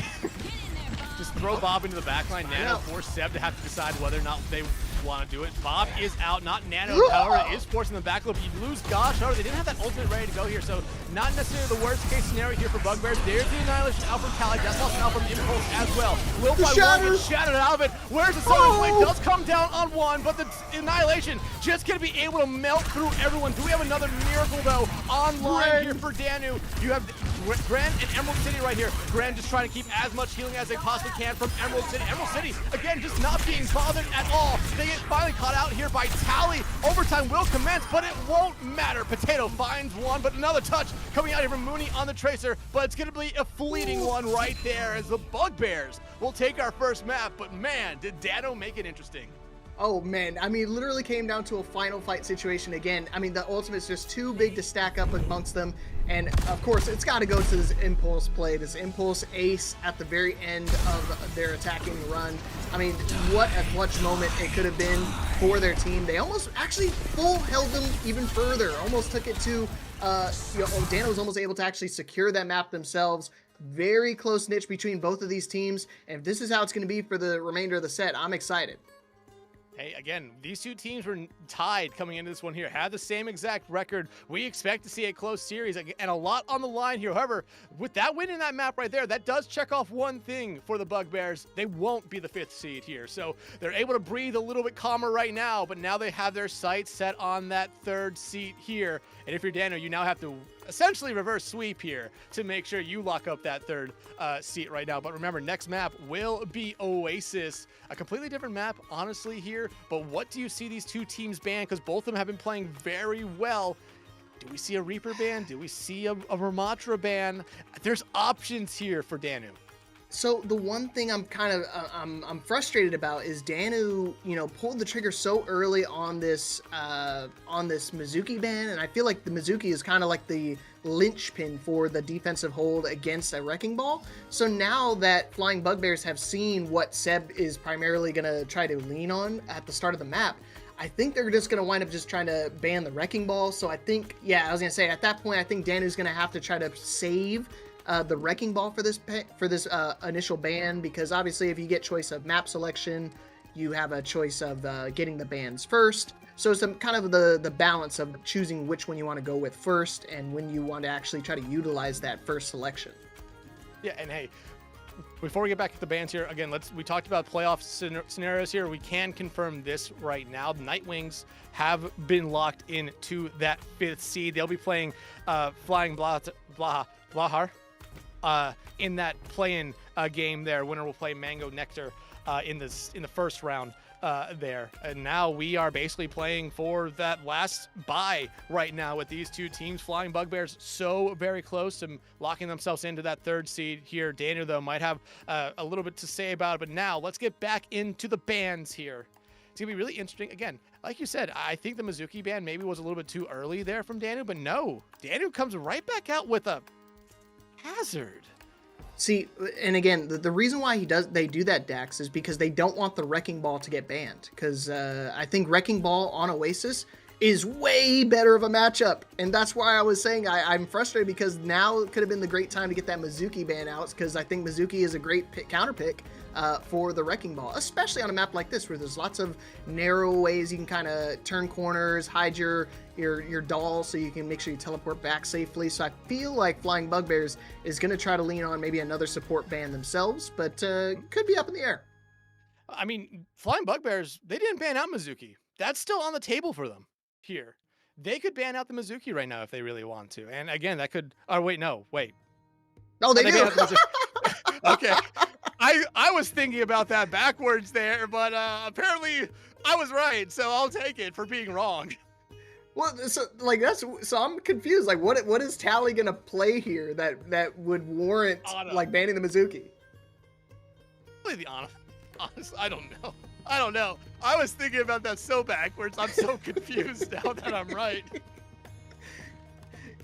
You know, you're pulling a DJ Khaled on us. You're suffering from success. You get it right, but you have no idea or no reason for why it's right. Man, I wish I had his money. Don't we all? Oh man! But this second map again is gonna be one of those ones that's gonna be telling. It's do or die situation for whether or not they're gonna get that first round bye. And of course, with how that first map played out, I'm kind of concerned for the Bugbears, because I mean, I think now that ball is actually going to be a viable pick here. Are they going to try to utilize it, and do they have an answer for it? I mean, yeah, it's going to be really interesting. I think the Ana's still going to definitely be there. The Mizuki ban is definitely an interesting one here, just looking at it now without the mention of Overwatch League performer DJ Khaled. But it's, again, you probably expect to see maybe the Ana, the Brig could definitely be an option here as well. Or you could realistically just say, hey, we're going to let you play this Wrecking Ball, but we're going to try to punish you the moment we see that Wrecking Ball just roll away for a brief moment, which some teams can do if you're fast enough here. That's going to be the main thing. But heading over to Oasis, like you said, a much better Wrecking Ball map than Shambali Monastery. It's going to be really interesting to see what Danu has to do here to extend this series. Yeah, so I'm looking at it now. I'm thinking maybe Tally tries to go for maybe a Mauga, just so you can kind of ignore the ball and just put more emphasis and more focus onto the back line and just the overall threat of finding picks. Sorry. No, you're good. Yeah. I just don't know where that room is. But yeah, no, and you don't even see the Wrecking Ball come out from either of these two teams. You see Tally on the Diva and Harp, I believe, coming in this time. To play the Ramatra.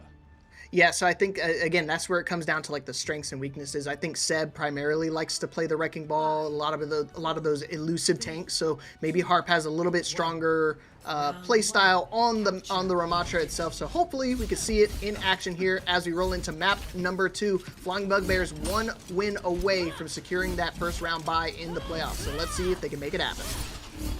On Bugbears though, Impulse showing us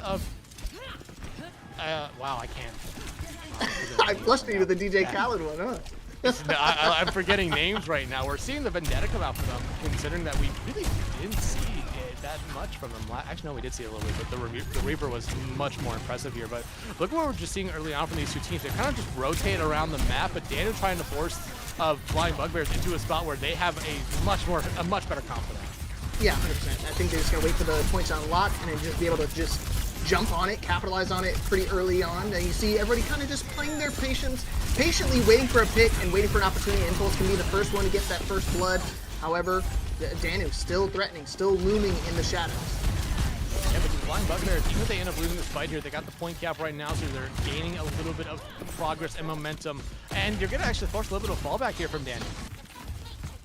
Yeah, it's completely 180 the map a little bit, just trying to slow it down, wait for their team to regroup, rehash it out, and they're still going to go for that room, just looking for some more natural cover, and that's the benefit. They do have the shield as well, so they're going to play a very aggressive movie, teleporting straight to the backline and already put pressure onto Impulse.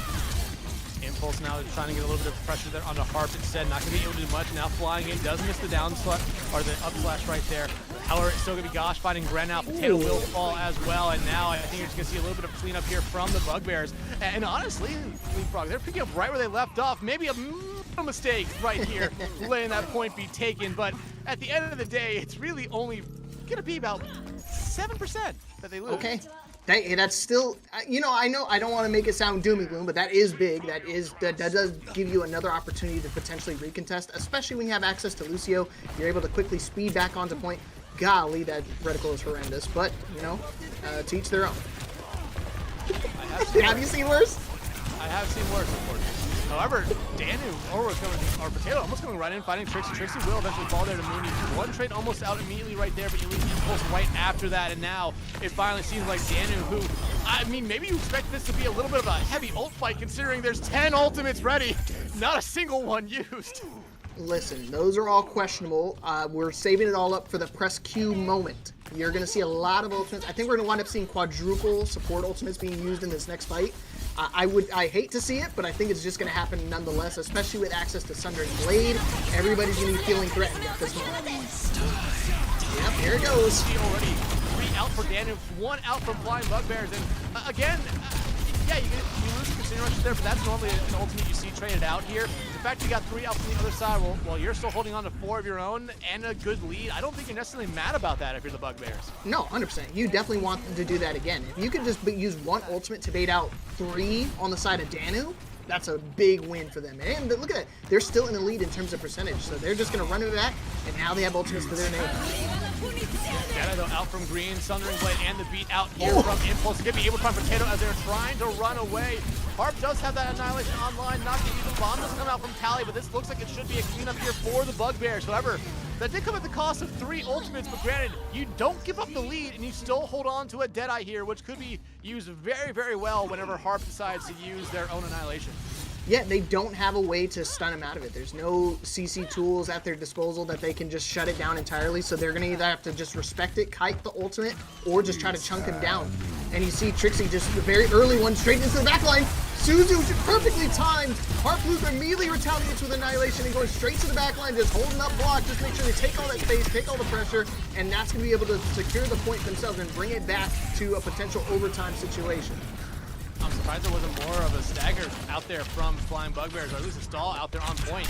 Now, honestly, yeah, it might just be the best for the rest of the team to, let's just say go for a swim there. A very high dive into, I believe, water down there. Olympic level dives. But again, Dex, I want you to remember, look at that 7% that we could have had from Flying Bugbears. That should have been the first point over. But now they wind up taking it to, again, what I was already alluding to, that overtime push. And, I mean, you look at Danu here. They're going to have a couple ultimates ready to go here soon. Flying Bugbears, they won't have that here. You have to win a fight early on, but it looks like right now you just have to find a way to get a touch. It has to be probably Tally getting the touch. They do get that. Or Impulse trying to find one here. Not going to be able to do much here, especially as you lose Trixie and C-Carrot early on. But Flying Bugbears, they actually get control of the point right now, and if you can stall out here for a little bit, you could get those 2 fallen members back into the fray, but again, you have to deal with ultimates. Yeah, you got to deal with the impulses, constantly swinging the big sword on the point, as well as Kitsune Rush on the point as well. Tally not able to build up to a Diva Bomb in time, and everybody getting so low on the side of Bugbears. Danu able to help just clean it up, just chunk down the last few targets, last few bits of opposition, and of course, a 99 to 99 percentage. They're going to get that last trigger overtime, boot back onto point. Mooney able to help secure the last bit. C-Carrot, unfortunately, not able to get the beat off in time, and that first point going to the way of Danu. And hey, a really good comeback there from Danu. Honestly, when you look at how that point started, they were kind of getting rolled over there a decent amount. Flying Bugbears seemed like they had a good idea of what they want to do. They were kind of just playing their composition very well. Danu, though, they locked in and did a good job on just being able to find out people early on there for on the side of Bugbears. So you look at the stats right now, pretty even across the board, outside of maybe a couple deaths here and there, like Sea-Carrot with 5. Okay, nice swap there. Nice swap cam, guys. This would be a crazy swap as well from Danu, actually opting for the Winton to jump out of the spawn, and Potato going over to the Brigitte. So they have been playing very, very well onto the Lucio, but maybe trying to sacrifice speed instead and trying to relinquish and try to be a little bit more formidable on the back line. And Emerald, again, she's been lighting the kill feed up. Consistent kunai headshots. And Sea-Carrot dies pretty early here, and again, I think they were the player with the most deaths in that first point with 5 grand. Lucio, you can't necessarily get mad at them for that here, but you see Potato actually swap over to this Brig here on this map, or this point. Will be the first one to die here for Danu, but still, you're going to be able to basically win this fight already here if you're them, so they're basically picking up right where they left off, and it's exactly what they need to do. Third place is on the line for them. Their backs are against the wall. I was definitely scratching my head on the Brigitte pick, but the fact that Potato's still sticking with it, definitely confident in their game plan. So I'm glad they're sticking with it. Mooney also making the change over to the Tracer, so maybe trying to be a little bit more pestering towards the back line. And I think that's with the assistant of the Winston definitely helps out a bit. So already taking the early fight in the room towards their spawn, but just trying to get some poke and more space for Ren to be able to get these more pop shots off. Important part to this entire competition here. They can kind of sit back, take a lot of shots. Like I said, those pop shots are going to be very strong here for them, especially because I have to imagine they have the silver bullet perk online and ready to go already here. But Flying Bugbears, again, you see them just kind of rotating around the map here, or the point, looking to find some sort of angle in. And hey, you found maybe the biggest angle you could find there, getting rid of Harp Luther. And what does Danu do here? Looks like they're going to try to stall out on this point as long as they can, but some of them are just going to fall by the wayside. Yeah, the positioning from Harp is kind of questionable, because, I mean, you saw them just trying to consistently dabble on the high ground, jump back down, maybe trying to go back and forth, but not the mobility you're looking for in a tank. I know, obviously, when it comes to Ramatra, it doesn't have that mobility either, but with Winston, you want them to be a little bit more agile when it comes to making these engagements, just like this. Potato actually swap over to Lucio here right now. Deadeye coming out from Grand as they try to get a point cap here, and they might just get a point cap off of it. They're looking for any skull, not going to be able to find anything, but they do find a lot of shield instead. Impulse, so first one falling here right now. You see another dive on the high ground as Trixie now popping the Deadeye, looking again for anybody, but instead of Mooney, who finds them out here. And now if you're Flying Bugbears, this kind of becomes a little bit of a desperation fight for you. You're already down 2. How much more do you invest in this fight? Probably the good answer will be none, because everyone's dead. I mean, that's insane. The fact that Trixie pops their ultimate there, and they don't see a single skull. They don't see. It was hard to even see a single circle. Tally was just trying their best to like block in front of them, but just getting swarmed from every angle, every single bullet just hitting them at that moment. So now 80% counting for Danu. They are looking very, very healthy to be able to close out this second map.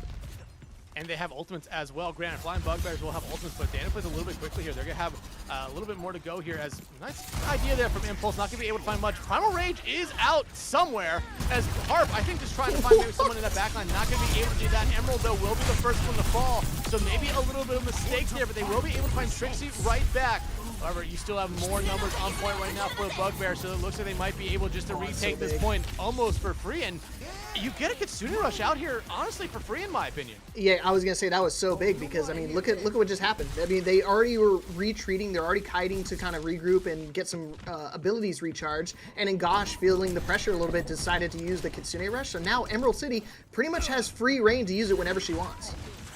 Yeah, and I mean, they can just use that right now, try to get a fight going here, but Flying Bugbears, they do have some responses with their own Annihilation and MB here, so you have to kind of play it smart, maybe wait to find an open and pick if you possibly can here. Beat out from Sea-Carrot, they want to just invest right now. Pulse Bomb and the Kitsune Rush out here from Danu, and I mean, right now, if you're Danu, you might want to just fall back. The Sundering Blade out as well from Impulse, not going to be able to find anything, but it looks like a little bit of a quick retreat here. It's going to be what's on board here for Danu.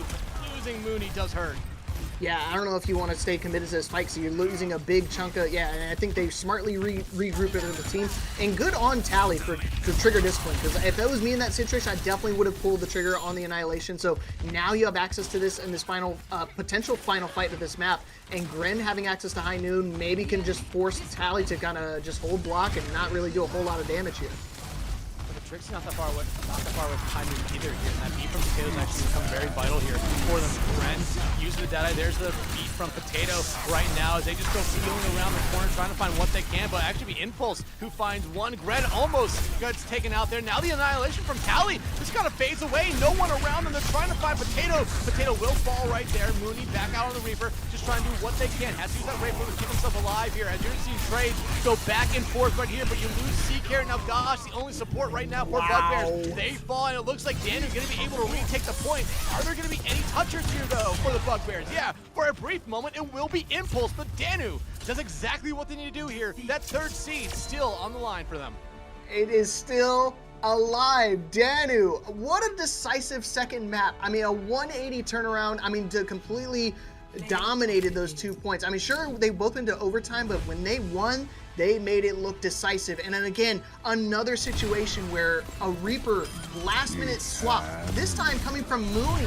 And it was actually, again, another big, decision maker for their team to be able to help turn it around, get those picks, and just chunk down the opposition. And look at that. Now we go into this, a 1-1 scoreline going to Numbani. And Numbani's going to show us a completely different playstyle than what we've really seen all night from these teams, at least from the teams that have been able to find some success. Honestly, no, Danu did show us a good Winston and dive comp that last time around there. And I mean, dive does fit in there on Numbani. However, it will be Bugbears that does have the first ban, and they could go after a Winston here. There's nothing stopping them in that case. Yeah, and I think the benefit of having two strong tank players, both with Harp and Seb on the side of Danu, you're at a catch-22 position, right? Because you could ban the Winston, but you know what that means? Seb's going to come right back up and pull out the Wrecking Ball. And that was something they alluded to at the start of the very first map that maybe didn't get to really utilize a whole lot, but is still something on the table. It's still something they have to keep on the back of their mind going into the series. And with Numbani, again, verticality is kind of the name of the game. Yeah, and you also have to remember, Mizuki's been banned out 2 times already. Is this the map that we see the Mizuki? Do we just see that both these teams just hate the Mizuki? It's going to be really interesting to see that here, especially when we do get into the ban phase right now. But again, this is kind of the series we expected. It was really close on Shambali. It was really close on Oasis, even though that was a 2-0 victory there for Danu. I mean, that second point, Flying Bugbears were able to figure it out a little bit better than what they did on that first point, but they came out of the gate so good, but then it just fell off. Yeah, and again, that's where I think Danu's really going to thrive on, right? Is those long, dragged out fights where they can kind of know and pay attention to the actual resources that they want to use, the abilities, and knowing like, okay, they just used Suzu, we're just going to wait it out a little bit, maybe they amp it up, wait for that to dissipate, and then just recapitalize and re-jump back in to, engage their targets. So if they can continue that pressure here, especially on a hybrid map, again, I know payload is kind of similar to it, but again, that hybrid still brings that sense of urgency to the playfield. It really does. And I mean, you have to go back to Shambali Monster, the escort map we had there. It was a first point full hold. That was the difference maker there. And it was really close there. And you could definitely see that here again on this map as well. It just depends on, I think, who gets a little bit of the better start here. Again, Flying Bugbears with this ban, especially since we don't know it yet, you can kind of tell they're taking their time on it. They want to be making sure they get rid of the right hero. Wrecking Ball is still there. Winston is still there. I mean, it's going to be difficult for them to really have to decide here on it. Yeah, or you could try to look for the support characters themselves. I think, Kiriko is kind of a staple when it comes to a lot of these dive compositions, maybe Lucio as well. So, I mean, could be on the table for either of these teams to kind of, hyper fixate on like the support comps that they want to build around the dive style, right? Yeah, I mean, if you want to play the dive style, you always have that traditional dive backline of Brigana, which we did see the Brig a little bit from Potato last map for Danu before they eventually swapped back over to the Lucio. I was gonna say before they swap back to Lucio again. But it did have its value there for 2 fights, 3 fights, at least. it still counts. Again, though, it's just you're seeing Bugbears are thinking about this, and at this point, I don't want to say they're overthinking it, but it's getting there. I mean, is it? I mean, this is a first round bye. This is one additional match you do not have to play.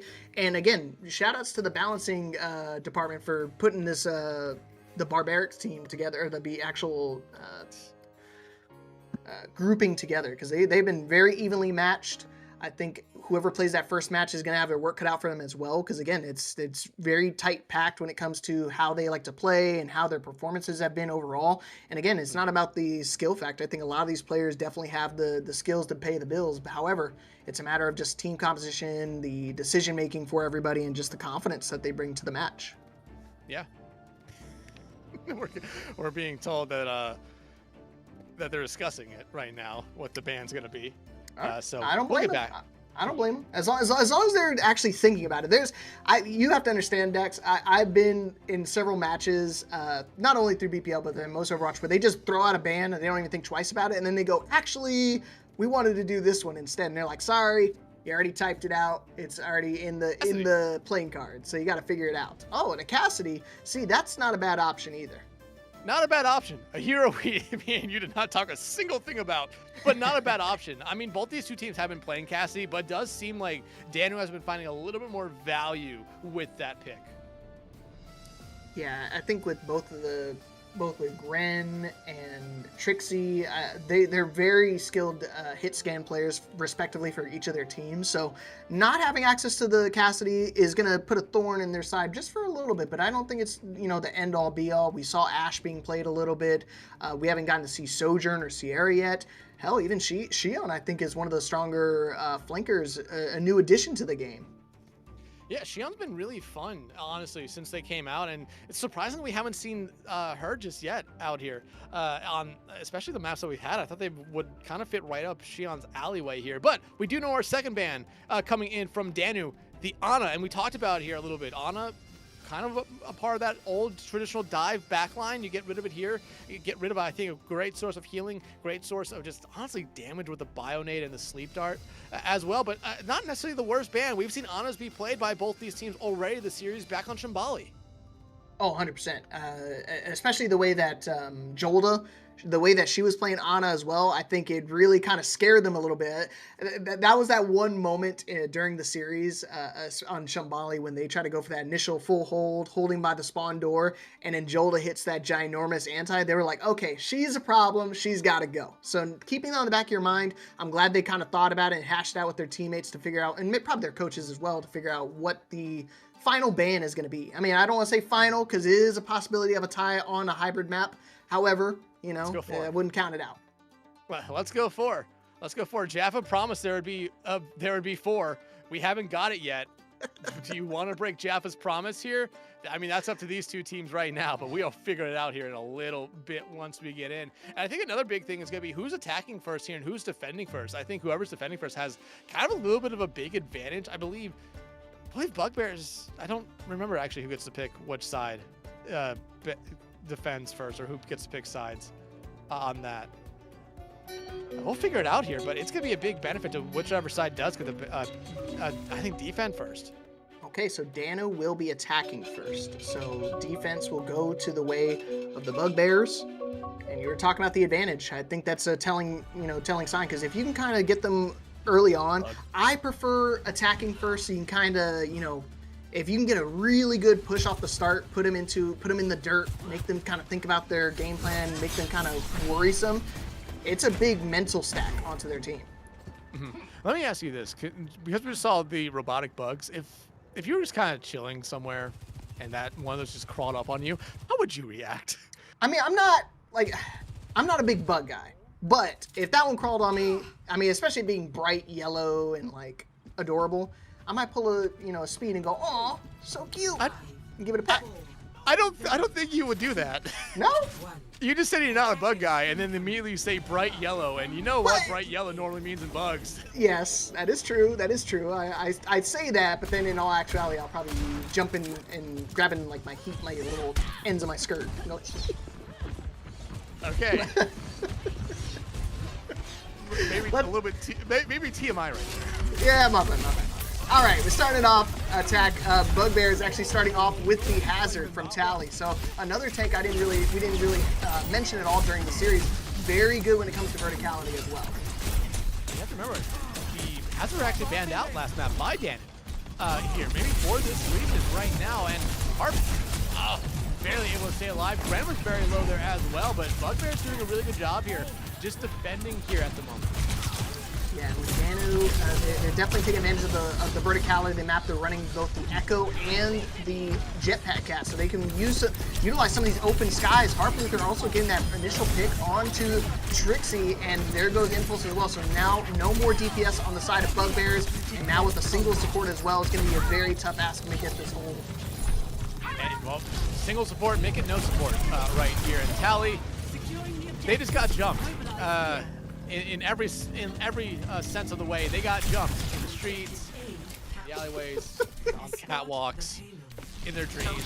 They got jumped by 3 people, and one of them they got jumped by a gorilla, a robot, and someone who's throwing kunais. You got jumped by basically the cast of any future RPG.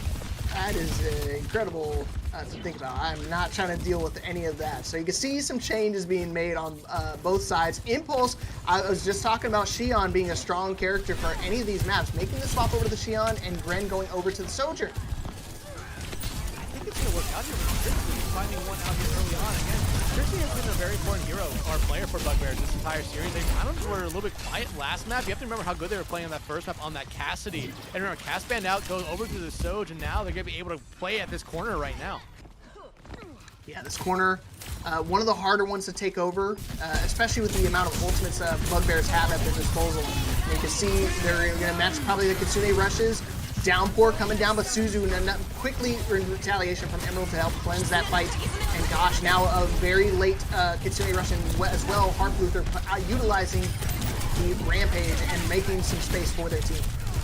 It always feels like Gosh is 1 second a little bit slow with these Kitsune rushes, and it's always going to come back to bite them. I don't think we've really seen a Kitsune rush from Bugbears that has truly found the value would expect to get there. And honestly, that was a little bit of a even ult fight trade there, and Bugbears don't even find a single pick. No, yeah, that was a very one-sided fight for Danu. They're definitely licking their chops a little bit, and you see Harp already ready to pounce on their opposition, and there it is, a very early start on the fight.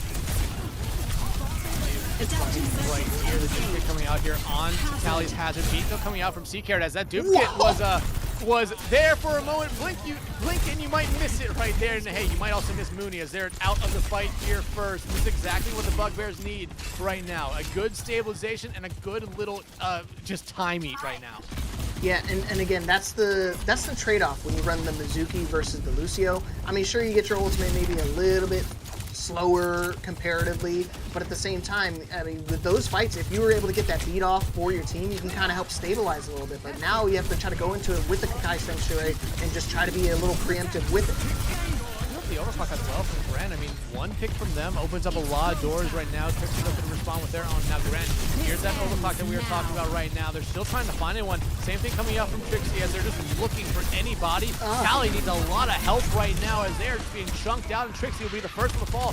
Spree coming out here from Impulse, but much like almost any time we've seen that ultimate be used here in the last couple weeks, hasn't really found much. Instead, just kind of leaves Impulse going into their own grave. Downpour out does land onto a couple. Mooney trying to get rid of Tallier. They will. They'll also take care of themselves, but it doesn't matter because that second point is theirs. I mean, Mooney essentially getting a 6K, helping get rid of the entire team, including themselves, and saying, I can only take out myself in this case. Good stuff for Danu. I mean, they wound up losing Harp at the very start of that fight, and they still able to rally back and get that win. Mooney swapping over to the Xion as well, and Harp going over to the Sigma. More and more swaps coming out here. I think these are good for Danu right now. I think this third point kind of becomes a little bit less dive focus, so you go over to a little bit more poke. You're going to be able to deal with Tally a little bit easier here right now. Impulse, though, is still someone that you're probably expecting to see a little bit more out here as the consumer out here from Emerald City. Mooney does find Tally, but immediately gets traded out right there as Emerald does fall. She fell, but she did get her Kitsune rush off before they wound up falling, so now the rest of the team of Bugbears just slowly getting chipped away. Tally swapping over to the Ramatra just to help kind of stabilize on point, anchor their body on the site with little to no support, especially with Sea Carrot falling. They were at 80% to their beat, and I don't even think they're getting another opportunity to get there. They don't, and I mean, this Danu team, something woke up in them after that first map right there, and they've looked completely different. And Flying Bugbears, I just can't put my finger on it. What it is? Is it tank play? Is it DPS play? Is it support play? I don't think it's either one of them. I just think Danu figured something out, and the Bugbears just haven't been able to respond to it. 100%. I mean, this has been a complete pendulum swing now in favor of Danu. And this is exactly another reason why, Dex, I told you, I love attacking first, because if you can do something like this, you set that ginormous time gap for your team. You say, look, we full capped and we have 2.5 minutes on the time bank. You guys need to do something just as good, if not better, to try to find some way to salvage this map. I mean, again, you have to figure out just a way to complete the map. I always say this, at this moment right now, if you're Bugbears, you don't look at the time bank that Danu has. You just look at having to complete this map. You want to be able to at least force an overtime here. Doesn't matter if you are not attacking at all. It at least gives you a chance for one more round after it. Dex, you're not supposed to be encouraging the pizza talk here, man. I'm supposed to. You keep guys distracting me. I got another match lined up right after this, as well as for all you guys. So just stay tuned. But this map, I mean, could literally go What side of the fence are you on? Pineapple or no pineapple on pizza? No pineapple, man. No pineapple. You're wrong. Let's go. No. That's what are we saying here? What? We just go on the. All right, whatever. All right, let's go, Bugbears. Let's see if we can get a better attacking side run, and they're gonna do it with the hazard to start us off. Again, this hazard from Tally last time, I think maybe stuck around a little bit too long. It impressed me early on, but they have to be smart with it here. They can't just sit on it for too long here. If you lose 1 or 2 fights, you might have to go over to that Ramatra, or even if they have their own dive tank ready here. But it's going to be hard finding Sea Carrot out here early on, and you're going to be able to find the trade, but you have a tick, so this is technically working out for you here. Oh, 100%. Look at that. They're still chasing him down. Gren just running for the hills, not going to be able to make it too much further. Tally just going, hunting everybody down, but same thing with Harper. Harp Luther is also finding some picks themselves, but they're not going to have the support to actually stabilize and survive it. I don't know if Emerald got caught out of position or just pushed back, but either which way, I mean, you were talking about how, you know, this fight was traded off at the start, and it still went to the way of Bugbears. Yeah, and I think a lot of it does come down to how Tally was playing. So they heard my criticism of them apparently. Why are we going to vote now? We're doing a poll on the pizza and the pineapple. So yeah, you're crazy, man. Hey everybody, if you like pineapple on your pizza, put it in the chat. But no, this hazard has worked out very well here. And Danu, I mean, you already see them giving up on the Winston. Yeah, Mooney going over to the Xion as well, so definitely trying to slow things down a little bit, be a little bit more stable on the front line and a little bit in the back line too. I mean, having access to, you know, like the dash for Xion makes it so when you get dove on, you have that little bit of a burst over health, so you can try to survive those initial interactions. And I feel, you know, with Tally being so close to ultimate, I think you just have to commit to this fight. But the main thing is Emerald, you have to bait out that Suzu from her. She's been playing out of her mind with Suzu. Really has Brenda finding Trixie out here, and this is kind of what you were looking for here. If you're Danu, you get rid of Trixie, someone who has been very impactful so far. You find Impulse with Tally. Again, if they can just continue going in this backline for free, they're going to be able to do a lot here for Bugbears, but eventually their greed will punish them right here as Harp just doing a lot. Yeah, it's hard not to call him Harper, right? It's Harp Luther. It's just synonymous. You said it, sorry, I'm Harp. saying it, I'm blaming you. That is my fault, but that is Harp Luther's new nickname. It's Harper. So you have to take it. Made from me, courtesy of me. Driving right back in, you can see Downpour still threatened from Tally, but again, how are you going to be able to try to actually get it off without using Suzu first? Might need to throw it out there and hope you get Suzu out early on. However, it does come out to find Harp out there early on. You get the tethered right there, but you're down your tank right now. Bugbears, they should be looking for a little bit more right now, trying to take a little bit more space. Gren, though, going to be able to trade it out there on the Impulse, who had the Pulse Bomb ready to go. But look, Danu just giving up the space right now. They know they have an opportunity to come back in here and get a touch. Okay, yeah, we got time. I mean, granted, Sigma's not the fastest character in the game, but we still are able to actually utilize an overtime or a very late touch for this. I mean, very far from overtime. 3-minute time bank for Flying Bugbears, and it looks like they're just going to continue to add to this time bank if they keep playing the way they play. Sanctuary out as well. There from Danu. Nowhere even near the point, but it's going to be able to sustain a little bit of Bugbears of Danu right now. Flux coming out from Harp. They're looking for anyone. They will be able to find C-Carrot. Impulse taken out. And, I mean, Danu actually going to be able to stabilize here right now. And Bugbears, you see, they're kind of panicking. I'm not going to say panicking. They still have 3 minutes, but maybe some more swabs coming out from them now. Yeah, that very late C-Carrot beat is very telling. I mean, Tally, if he was able to survive that interaction, could have been a different case for them. But once they wind up losing their hazard, it was pretty much lights out for them, despite how much they decided to commit there. Trixie does have access to the overclock here, depending. I think, yeah, they have the overclock perk as well, so supports will be pressured in this fight. Whoa, no! Rocked himself. Tally's so patient hit the shield. Unfortunate. Now Mooney goes in with the spree. Gonna be able to find one, but that's all you need here. The fight was already lost once you lost Tally. Okay, that's good though. I mean, we already got the Satsuriki spree out from the side of Mooney, so now no ultimates on the side of Danu. And again, it's still a 2-minute time bank, so we have time to try to build up to maybe another big ultimate, or we're just gonna kind of lean on Trixie in this next fight to just clutch it up for their team. If you're Bugbears, Trixie almost been taken out of here, but you have ultimates. You have the only ultimate actually online right now for Bugbears. Trixie trying to find whatever they can here, but just a great play coming out here from Danu. Hiding behind corners. Harp going to be able to find Trixie out. However, you are pushing the cart right now. Harp very low, has to get all the healing in the world, but Impulse's sword does not care about your shield right now. Mooney just trying to stall this one out as long as it can. Does miss the shots right there. However, Danu's still doing a really good job of just stalling it out here as all the support again going straight into Mooney as no one for Bugbears can clean them up. Eventually, it takes hitting them with the face and hitting them in the face with a rock to finally clean them up there. The second point will be capped.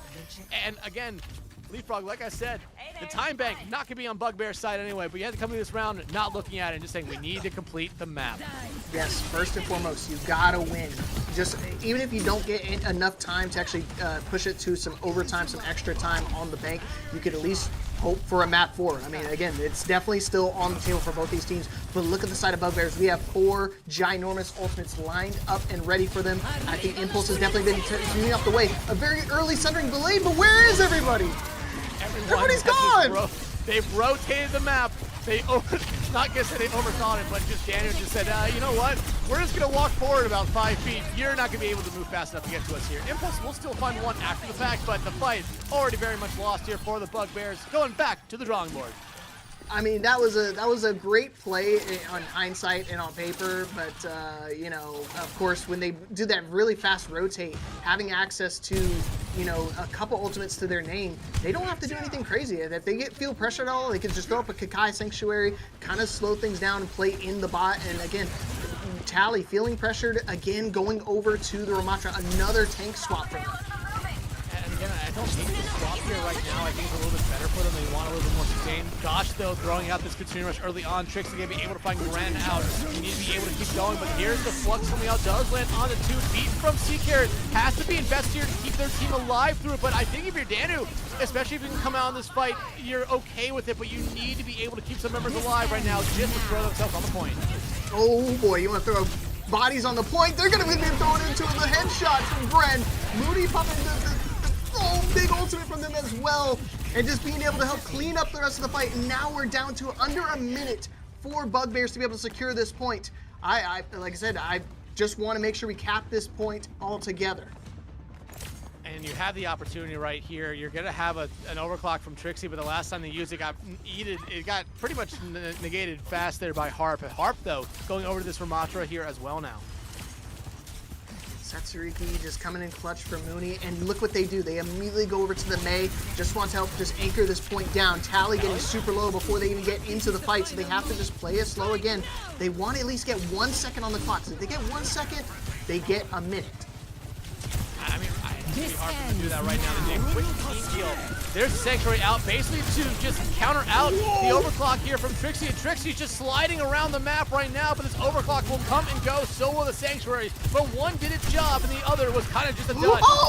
Mooney taken out of the fight early on. The 1 second not going to be there, but it doesn't matter for the Bugbears. They just need to complete the map. Gren finds one. Considerush out here now from Emerald City. Gren will be taken down, and we will be going to a third round here on Numbani. But Danu is going to be the only one attacking. That's so unfortunate. I mean, they got that pick onto Harp, and I thought they were going to have time. I thought they were going to be able to do it, but again, the characters that they select, Mooney going over to the Mei, the Xion, just those little bits of survivability for them goes a long way when it comes to these objective type maps. Payload, the escort, the hybrid maps, they're all paramount on surviving and focusing on, staying this payload, having those anchor characters. I mean, sure, Sigma's not the anchor tank that you can look for. I mean, especially with the way that Impulse was playing super aggressive, going straight to the backline and hunting, the tank down. But when you have your supporting cast, whether that be Mooney or Emerald, they can really help you solidify and, hold that point. Yeah, and again, Mooney has been doing a lot. Emerald has been doing a lot. Why is the trash can moving? For Danu here, and again. I'm getting caught off. I'm just losing everything right now. Emerald has been, I think Emerald City has just been doing a lot. We don't talk about the supports enough here. And I'll always say as a caster, if you don't talk about the supports, it normally means they're doing their job and they're doing it pretty well. The only reason you talk about the supports is when they're doing essentially God's work, or it's like there's not even a second support there or any supports there sometimes. But coming out of the gate here, do you agree with Tally on the hazard? Again, I think you want to be able to help actually save your team, because again, Seaker was the #1 target on the side of Danu, so and so is Impulse apparently. So without any type of support from your tank, it's going to be very hard to survive. They do wind up getting the trade-off here, but I mean, you do lose Impulse in the meantime and Tally, so now this is going to be a much harder ask to try and hold this single tick. You're going to need a lot right now, but you're losing everything here. It was looking so good for the Bugbears back in map 1. And a little bit there on map 2, but Danu came alive, and they will be locking themselves into that 3rd seat and a bye in the playoffs. Yeah, big ups to Danu. I think they recognize the patterns. I mean, again, I wouldn't say like Tally going for the hazard was the wrong pick. It was just a decision that they definitely made. Not able to really utilize it at all, though. I mean, the amount of aggression that they want to run here is it's so overwhelming, right? When you have access to characters that can just really chunk down people fast and just go straight to the heart of your team, it's hard to slow them down and just stop them altogether. Yeah, it really was. And again, I think everyone that we saw here from Danu tonight, I believe we actually saw everyone here. Nope, actually, no, we didn't see Munching. Never mind. But everyone that we saw from Danu, I mean, showed that they can come in and perform at a very high level here, no matter what the situation is here. And I think for a team going to playoffs, especially with the bye, it is going to be a very, very important thing for them. Oh, 100%. I think that one little match is, again, it doesn't seem like a lot on paper, but with how close a lot of these teams are in the actual groups, I think you're trying to avoid as many matches as possible. So big ups to Danu to getting that win and getting that first round bye in the playoffs. Again, I wouldn't count Bugbears out, though. I'm sure we're going to see these teams collide again, whether that be in like the ultimate finals or down in the loser side of the bracket, because again, you never know how these brackets work. Sometimes you'll wind up playing the same people twice. Sometimes you go into a double jeopardy situation, and I hope we do, because these guys are so evenly matched. It was an intense match to watch. Oh, it really was. I mean, it was back and forth. And again, we expected that from them. Bugbears had their opportunities, but Danu was just a little bit more of the consistent team throughout the series here tonight. And I mean, we talked a lot about the players here. A lot of them, everyone that we saw, I thought had a really good performance here tonight. But one stuck out above all of them here. Both me and you agreed on this. Emerald City 3 is our MVP. Yeah. Again, again, you've already alluded to it. You don't talk about supports much means they're doing their job. But the moment I'm always talking about how Emerald's getting an initial pick, always lighting up the kill feed, these clutch Kitsune rushes, and these Suzus. I mean, you can't talk about enough. Every single time Tally tries to go for a downpour, it's always met with a Suzu, and it just completely negates an ultimate off of one ability. And being that aware of your surroundings to utilize an ability like that, it's like having a second ultimate at your disposal. again, it kind of just goes right back hand in hand with how good Kiriko is as a hero right now. But both teams played Kiriko, and Emerald City was just able to do so much. We saw them get their name in the kill feed there pretty often. Not on the bad side, though, on the good side, getting a lot of assists as well. I mean, you just look back at that final map we had there. Emerald City had 26 assists for them, add on 13,000 healing as well. They were doing a lot of work there. As well. And same thing could be said for Sea Carrot as well. Again, we're highlighting one support, but realistically, when we give one support the MVP, the other one is really an MVP as well. Of course. So always big ups to our support players. Got to support them when you can, because they're the linchpin of your teams, man. At the end of the day, you could have the best aim, the best skill possible, but without a support healing you, you're just another dead Pred scan, baby. Yeah, and hey, we talked about playoffs a lot throughout the night here tonight. Let's look at that bracket now. Flying Bugbears, they are in that play-in game with the result here. Danu, though, gets that bye, will face the number 2 seed from the Bard Conference there. But hey, they have a little bit of time to sit back, relax now, and not have to worry about being straight into those play-ins. Of course. You're definitely going to still try to do some homework, but now you have another... so basically another week to recuperate for your team and try to hash out a game plan. Because again, I think for a lot of these teams, they have some footage, they have some insight on how these players like to play and what their tendencies are. So it's going to be super vital to have that time to recoup and again, think about what to come up with. Yeah, but hey, you're seeing it right now. Most of this B playoff bracket is being formed. Only one more team left. It's going to be really interesting to see. Playoffs are going to be very, very fun when they come up here across all the divisions here. I believe there are some other games still to come here tonight in BPL. I don't remember if they're being streamed, though, or not. But like I said, there are more games to come tonight, at least. So more of the playoffs will be set in stone a little bit later. Oh, 100%. And I'll actually be casting the next match as well. Okay, there's no game. Yeah, you can see right here, the C League, we're going to be going up with Ra and Eternal X, so I'll be doing that with Bowsy here in a minute. But you can see all the other matches actually being played simultaneously. You got Demonetize going against Rivan and Boundless versus Soul Knife. Again, a lot of implications for all these matches. It's super unfortunate we can only stream one match per grouping, but either which way, we're still going to give you one hell of a show tonight. Yeah, but I'm just going to say this. Everyone stick around. We'll be right back with our final streamed game of the regular season. Make sure you guys stick around for that. But until then, thank you so much for coming out here tonight. Stick around. We have one more BPL game left here tonight.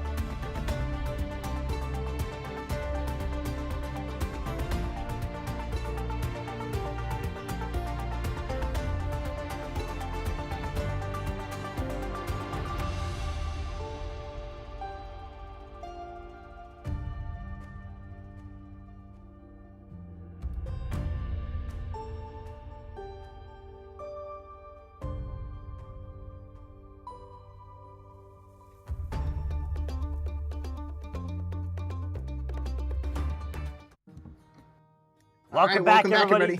Welcome back, everybody, to more BPL Season 8 regular season coverage. Bowsy here with Mr. Leapfrog on the cast as we're about to head into our final broadcasted match of the regular season here, Mr. Leapfrog. And we're heading over to the C League with Raw versus Eternal X.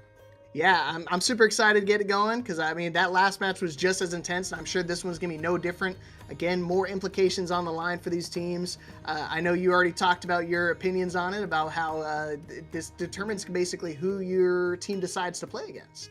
Yeah, definitely. As we take a look here at the standings here for the C League to get an idea of where these two teams are right now.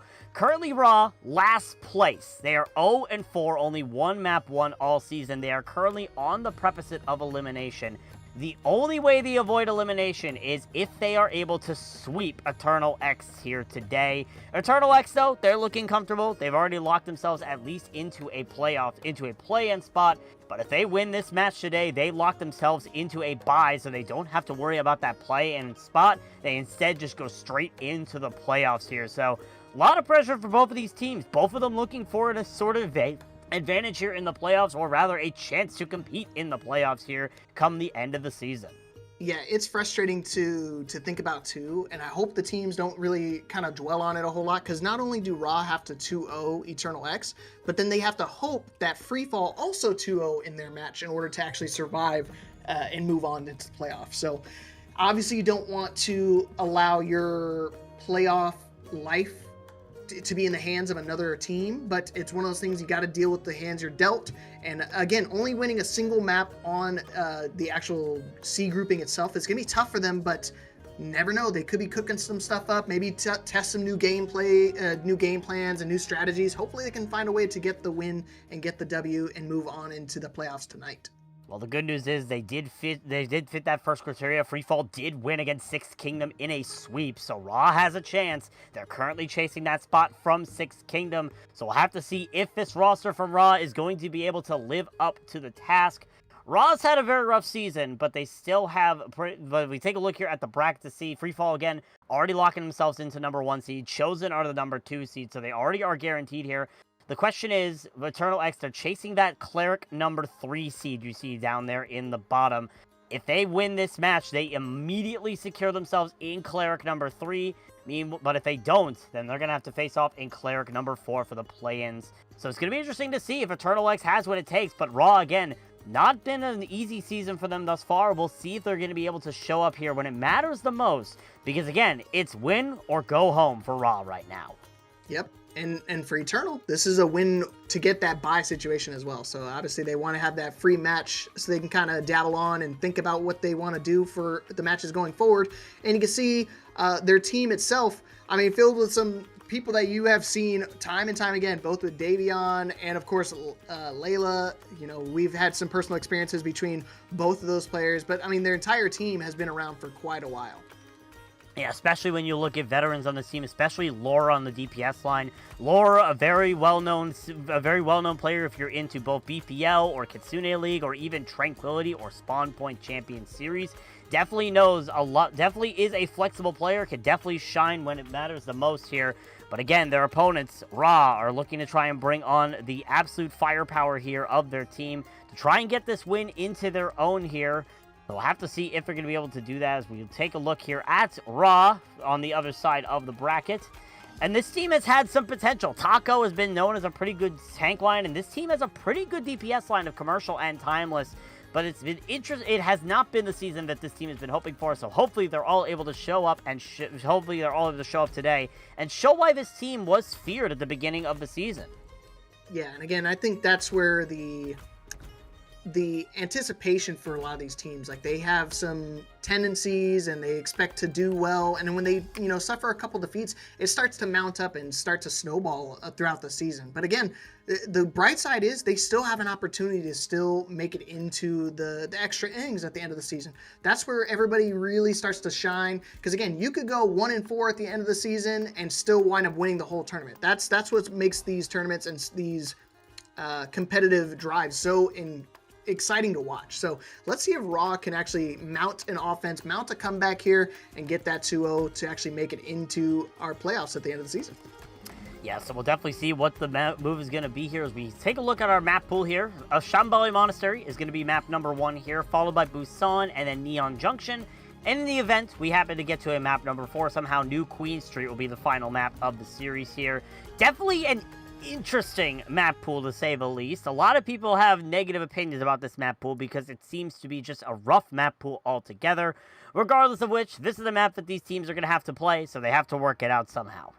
Yeah, I personally love these maps because it makes the teams get a little scrappy. You can't, OTP, you can't one-trick pony any particular comp because you're going to have to be flexible when it comes to adjusting. And as I've seen over the past, couple weeks, a lot of these tank players are so flexible in the way they play. I mean, that last match we just saw on stream, I mean, they had 4 different tanks being played by that one player. So hopefully, I know Taco is kind of the talk of the town for Ra, but hopefully he has that flexibility in his player pool so he can kind of dabble out depending whichever character he wants to primarily focus, because you see Ramatra being first banned off from Eternal X. Yeah, definitely. It's going to be interesting to see how Taco's able to do on that tank role. But Raw were actually the first ban, and they decided to ban the Freya here, which Freya, of course, getting that massive buff recently in the recent patch, and Lord's Freya has been lethal at times, so we'll see if that's going to make an impact here as we start loading in here to our first map. Again, Shambhala Monastery being the first map of the series here. And we're already seeing Ra, they're just already trying to adapt from not being able to play that Ramatra composition. We see them on the Sigma to start off here. Yeah, Sigma is definitely one of those characters. This is kind of the Circuit Royale map of all time, right? Where you kind of just put people into a tight corridor and just kind of poke to your heart's content.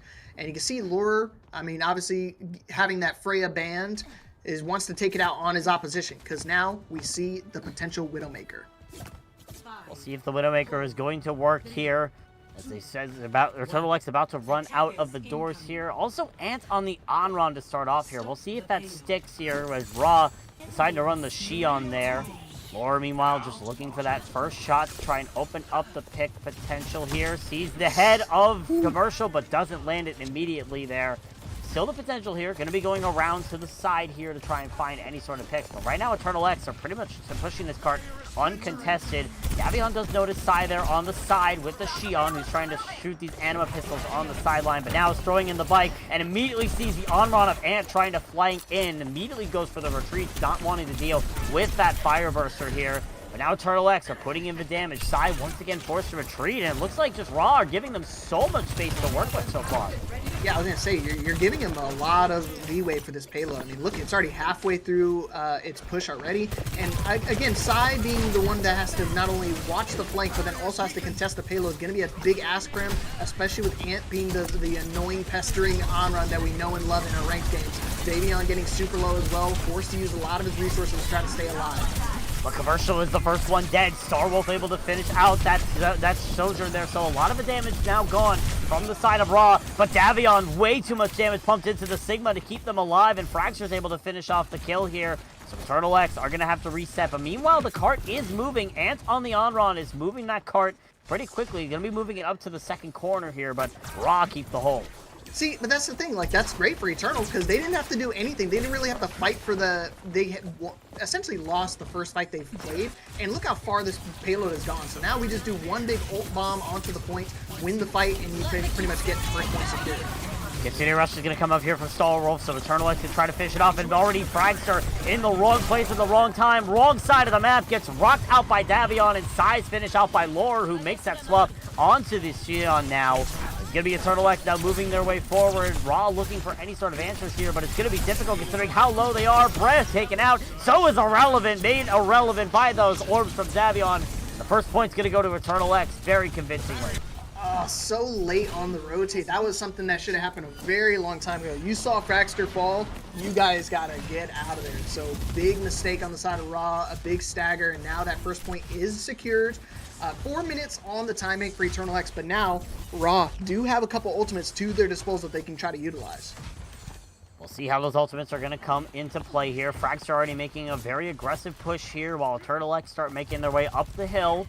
We'll have to see what ultimate is going to come out first here. It's going to be the Kitsune Rush coming up from Bree to start off the fight. And now here comes the overclock from Commercial in tandem. Forces out the Kakai Sanctuary from 2-Bit, so Eternal X able to keep themselves alive. 2-1 ultimate so far in this fight, and Commercial's ultimate goes to complete waste. But now it's a full reset. Everyone back into position, getting ready for the next move. As here comes Sai with the bike, and the Satsuriki spree going right for the backline. Gets rocked out by the Sigma, just barely able to stay alive as Commercial finds the head of Tubit in the meanwhile. Now Eternal X are down one of his supports. Starwolf, the only support left in the fight, trying to both connect Kitsune Russia. They're able to eliminate Commercial as they build that up. Fragster, meanwhile, gets rid of Ants, but the Phoenix Rising is going to come up here from Ants to bring him back in the fight. Davion answers back with a Flux. Davion, Fragster uses their own, but so far no kills resulted except for Irrelevant. They're dead to the hands of Ants, who's going nuts in the background on this Onron, and the rest of Raw are going to falter as a result. I mean, a complete 180 on the match. You got the pick onto Onron, Ant winds up falling, but then look what happens. Resurrects and completely flips the map on its side, because then they had no ultimates that were disposed. Irrelevant popped the Kakai Sanctuary, but is not able to actually survive that initial flux, and now they're going to be able to walk that payload in unless they can try to get this last second touch. Sai does get the last minute touch, and Bree finds the kill on the Starwolf to start out. So one Kiriko down here for the side of Eternal X. Sai just trying to push in, just barely able to keep themselves alive with that on-run ability, and Raw just barely able to hold the card with that one crucial pick from Bree. Yeah, very good start for Bree. She was able to get that pick onto her Kiriko counterpart and was able to kind of stop that push quite a bit. I mean, again, 2 minutes off the time bank is nothing to, nothing to shy about here, but now you have to deal with a big ultimate push on the side of Eternal. Kitsune Rush starting off that push here from Eternal as they start moving the cart in. Lore also has that Satsuriki spree online, and that's exactly where they're going to pop here. Immediately going for Irrelevant on the Mizuki and able to finish them off here. Goes now for the rush on the Commercial and hits them with the execution. An immediate beautiful burst from Lore to finish out the fight, and that's the second point capped here from Eternal X. 3-13 on the time bank as they make their way into point 3. I mean, off with his head. Beautiful execution usage from Laurer. And I can see why you're talking about him the entire time, because he's been a very elusive character on any character he plays. Whether he's trying to play that Widow at the start, sure, you can see the Generous picks up the rip, but he's always threatening, always looming in your backline. So now him going over the Xion could be a great pick and a great addition to that team. Here comes the Consider Rush now from Bree, however, to try and answer back. Tubit's going to answer with that Kakai Sanctuary. It's already forcing out one big ultimate, but now here comes that Flux from Davion. The Rock misses, but the Flux misses as well, so Davion unable to hit anybody with that here. It's still Raw looking for any sort of answers. Sai currently in the front line right now, looking for any sort of push to try and get into that back line. Fracture just tries to pressure them out. Here comes the Flux, lands onto 2. It's Ant and Davion, and Ant is going to fall to the ground, and the Burning Crisp ends up getting finished out here by Fragster as they start moving forward yet again, trying to finish out Davion as he uses the kinetic grasp, just barely able to dodge that boulder, but the damage has pretty much been done here. Eternal X immediately retreating. And again, that's what you kind of worried about too. Like, if Ant is willing to actually use the Phoenix Rising at the last second, get themselves resurrected, but still playing, very patiently. I like the way they're thinking. They're not being too overly aggressive. They're not overcommitting to these fights. But now Commercial going over to the Cassidy, and we already have access to the high noon. Vermilion Ascent's going to come out here from Sai first, however, as they start making their way forward. So much damage being pumped into Eternal X, so much so that Davion cannot sustain through all of it. And it's going to be yet another retreat here from Eternal X as Raw currently going for the Such Spawn Doors challenge. Top goes all the way up in the front alongside their Cassidy. I mean, a huge Vermilion Ascent. I mean, just went straight to the backline. You saw everybody go basically to 1 HP. And again, great on Ra, not overstepping. That is their spawn door. Doesn't want to make sure they overstay their welcome. But now down to the final minute here for Eternal X. Can they close it out? Here comes the Consider Rush from Starwolf to be able to answer out here to try and get Eternal X into the closer, and they already find 2 killed immediately onto Commercial as well as onto Fragster. Relevant trying to find their way forward, but it's just going to be caught with a lot of hurt at the end of the day. Sai's going to be able to try and stall this out, try to stall out the card a little bit and force the members of Eternal X to look behind them. But looks like for right now, Eternal X start pushing the card forward. 50 seconds on the time bank. Yeah, look at their team just completely spread out thanks to the on-runs on both sides of the teams. But now, again, Commercial still having access to the high noon, trying to tell them what time it is. But are we going to actually have an opportunity to use it? Going to use it early on here. Maybe looking for a skull. Does find Ants, but at this point, not going to be seems enough. too bleak.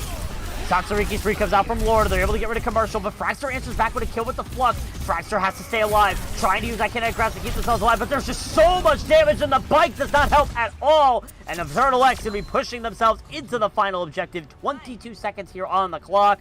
Raw now have to try and match that or do better here to try and get themselves an opportunity to win this map. Yeah, that's great. Only 22 seconds. I mean, to think about how they had a 4-minute time bank on the side of Eternal X, that is a great start for their team. And I do want you to point out, I remember we were talking about Lore and how good of a DPS he is, blah, blah, blah. Currently 12-0 in this map. Unbelievable start for Lore. I mean, they don't have an answer for the Xion. I have no idea what they're going to try to answer with if he's going to go back to his main on Freya in the next map. We'll see what the move is going to be here from the side of Raw on their attack right now, but Eternal X looking pretty. Deciding to stick with what seems to be working. If it ain't broke, don't fix it. Onron, Xion, Sigma here for Eternal X on the defense. Raw, meanwhile, they're trying to figure out what to do here, but it looks like they're going to try to stick with what they were running before they had the Cassidy come in. Sai on the Onron, and Xion and Commercial on the Sojourn here. We'll have to see if it's going to work here. It's going to be interesting to see. Eternal X, so far, you mentioned it, Lore having an error KDR so far in this matchup. We'll see if that changes here for the side of Raw. Hey.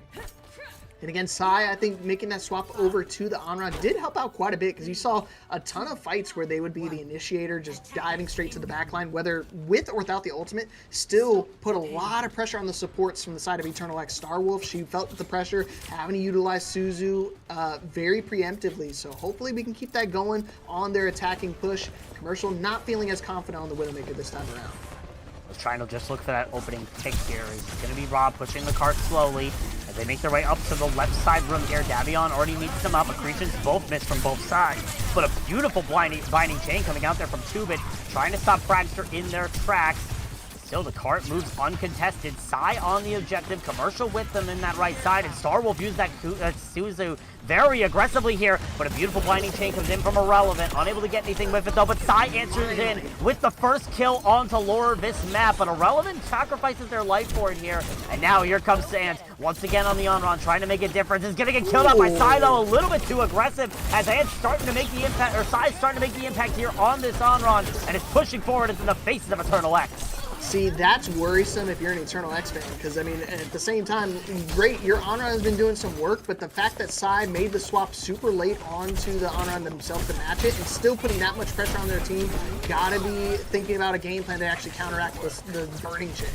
Well, the answer is going to be getting that first kill on the side. Tubit able to find that, using the Kakai Sanctuary very aggressively here. Is going to be forcing out Commercial into the bad angle, but that's pretty much just going to be Eternal X saying, hey, we're done with this fight. You guys can go back home.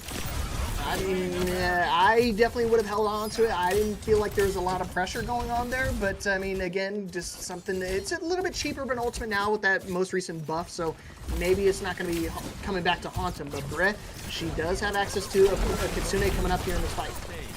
Beautiful completion there from Fragster, and it leads and inside of the Vortex there from Commercial. Beautiful first pick here for Raw, but they have to engage on it. Casino Rush is going to be used from both sides. Bree and Starwolf both popping theirs. Both accretions miss. Fragster sees that opportunity to use their Gravitic Flux right onto Davion and force out that HP. Starwolf keeps them alive though with that Suzu, and now the Flux comes in. It doesn't hit anybody though. Davion so far as with 2 fluxes in this map, not what you want to see from your tank player right now if you are Eternal X. But now Davion's going to try to recover, trying to finish out the support line, but Commercial's able to finish out, and now the Kakai Sanctuary comes in from Irrelevant, and it couldn't have been in a better time. Commercial now uses the Overclock, trying to finish out the rest of the field, and now Sai also uses the Vermilion Ascent to try and clean up the field, and it's going to be eventually Eternal X falling. Ra will cap the first point with 3 minutes and 50 seconds in the time bank. Okay, like, okay. You want to talk about how 2-Bit kind of, I wouldn't say threw away an ultimate on that last push, but now Raw wind up using 4 big ultimates. I mean, of course the Flux is going to get traded out, not a big deal, and then we use the Kitsune Rush at the start, Kakai Sanctuary, we use Overclock, and we use the Vermilion Ascent. So now we have no ultimates coming into this next push. Again, they're going to hope they can try to get some more pressure without, you know, just hopefully they get a dry pick here. But, I mean, that's just, again, we're just praying at that point. So now Eternal X trying to make their way to stop Raw in their tracks here as they make their way up the cliff here. It's definitely an uphill trajectory, both literally and figuratively here for Raw, as Eternal X can start off here with another Kakai Sanctuary. Tube is basically using these on cooldown at this point. Just barely Raw able to stay alive. Fragster does get bind and chain, but is able to get out alive with their life, and now Raw starting to continue to push forward. Those ultimates are once again starting to build up. Breeze close to the Kitsune Rush. Fracture's close to the Gravitic Flux. We'll see if they come in at the right time, but Eternal X still have 3 ultimates to their own here. Leapfrog is not looking good. No, yeah. Oh, it's looking better now! You worse. cancel the Sariki spree! Lure out of the picture! The Kitsune Rush of Bree is timed perfectly! Fragster answers back with a Gravitic Flux as well, and it all goes wrong for Eternal X. They thought they could hold on to the ultimates, and they find themselves holding on to a spawn door. Oh man, I mean, you want to talk about caster curse. I mean, that was absolutely terribly timed from you, Bowsy. I mean, saying about how terrible the situation could have been, and then completely shutting down the Satsuriki spree. We put Vermilion set on point, getting everybody super low, but I mean, look at the side of Raw. They're just doing the same thing, matching it up. Kakai, Sanctuary, not but enough it still to save them works. from the Flux. You have 2 kills from 2-Bit, 1 from Davion, and the cleanup is there from the side of Eternal X. Almost a mirror of what we saw, but at the end of the day, it's Eternal X cleaning up the point. 1 minute and 50 seconds on the time bank left for Ra to push it into second point. Okay. But again, I feel like Sai's been opening up the fights with these ginormous picks, or just putting everybody so low that Starwolf, I mean, she's not able to utilize. I mean, Suzu's a great ability, but you can't use it infinitely, right? It's a one-time cooldown. You get that 30 seconds. You have to kind of wait it out. But with the way that Sai's been playing so aggressively, you can see him already lurking in the backline, ready to do it again and just cook the opposition. We'll see if they're able to pull it off. Sai so far hasn't been noticed. Trying to use Evermillion Ascent at the right timing as Fragster pokes up on the side. Here comes Evermillion Ascent right to the backline, and Starwolf is eliminated in a second. Burns to a crisp in 2 seconds or less. Call that an instant fryer if I've ever seen one, but the fight's still not done. Irrelevant's out of the fight, but now Eternal X starting to fall 1 by 1 as 2 minutes now gone. It's only Davion and Ant on the point, and they're both dead to the hands of Fragster. Point's gonna go to Ra. They now have 2 minutes to cap the map. Dude, I don't know what Sai put as their main character, but they need to change it to Anran immediately, because they are the reason why they are still alive in this map. This should have been over a long time ago, and somehow they're just getting nitty and gritty, getting real dirty with these fights. And it is working, because now they could actually have the potential here, Bowsy, to actually take a lead in this map.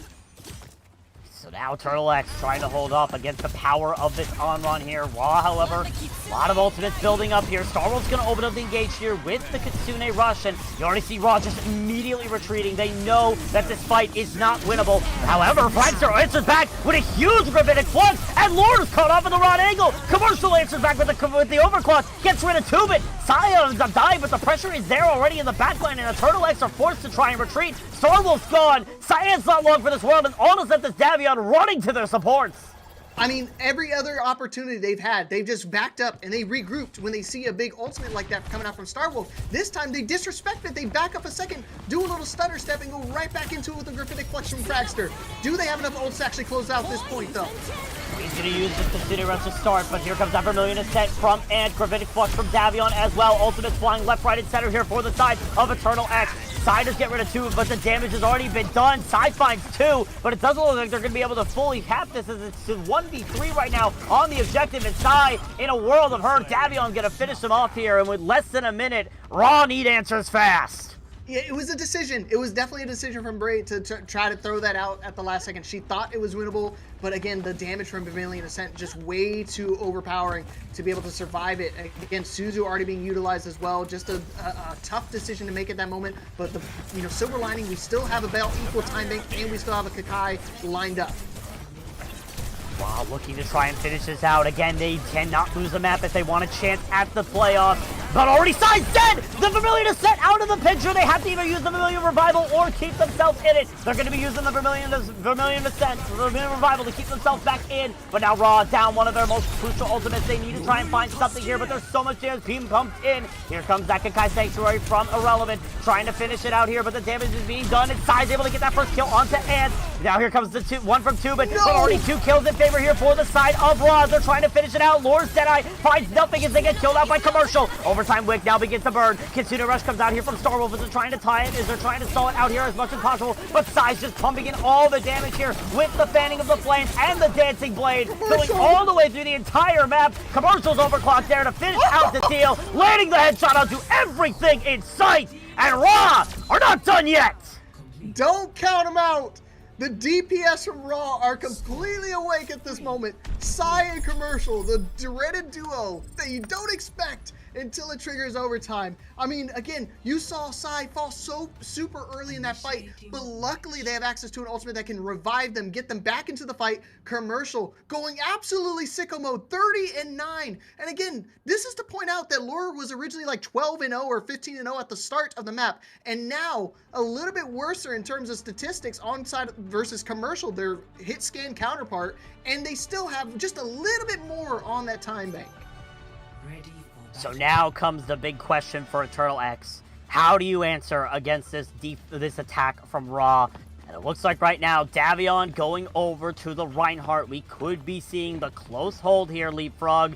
And that'll be the interesting play. You want to try to stop Raw from getting as much progress as possible, so just sit on the cart instead. But it's one of the riskiest plays you can make here if you are the side of Eternal X, because if you falter at the very last second, what do you do then? Do you change out your composition or try to keep on it? But it's going to be interesting here. The Mei from Ant, the Rhine from Davion, the Cassidy from Lord, they are going for this full hold, and they're going to try to make it so Raw get no progress.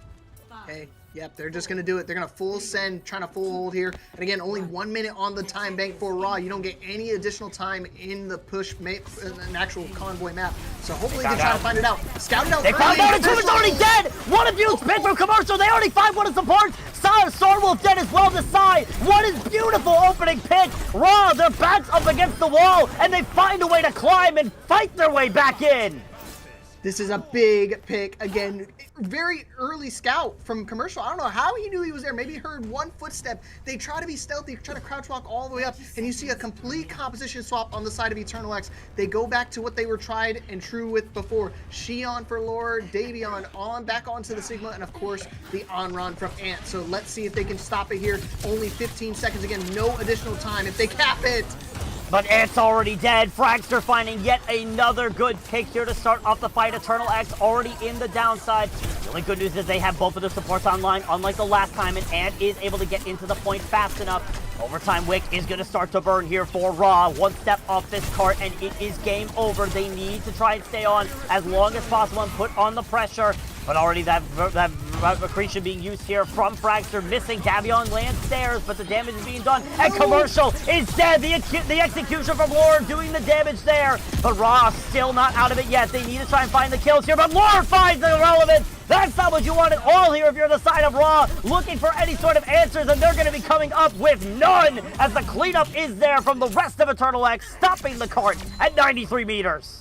See, I don't know why I brought up any of the kill feed and the kill death ratios at all, Bowsy, because the moment I talked about how Lore kind of started, slowing down a little bit in the bottom half of that map, completely reawakened, revitalized on that defensive hold. I mean, sure, they did get it pretty far in terms of a 1 minute push, but again, now that's still a win condition for Raw. They still have the possibility to actually stop their push and get this first map win.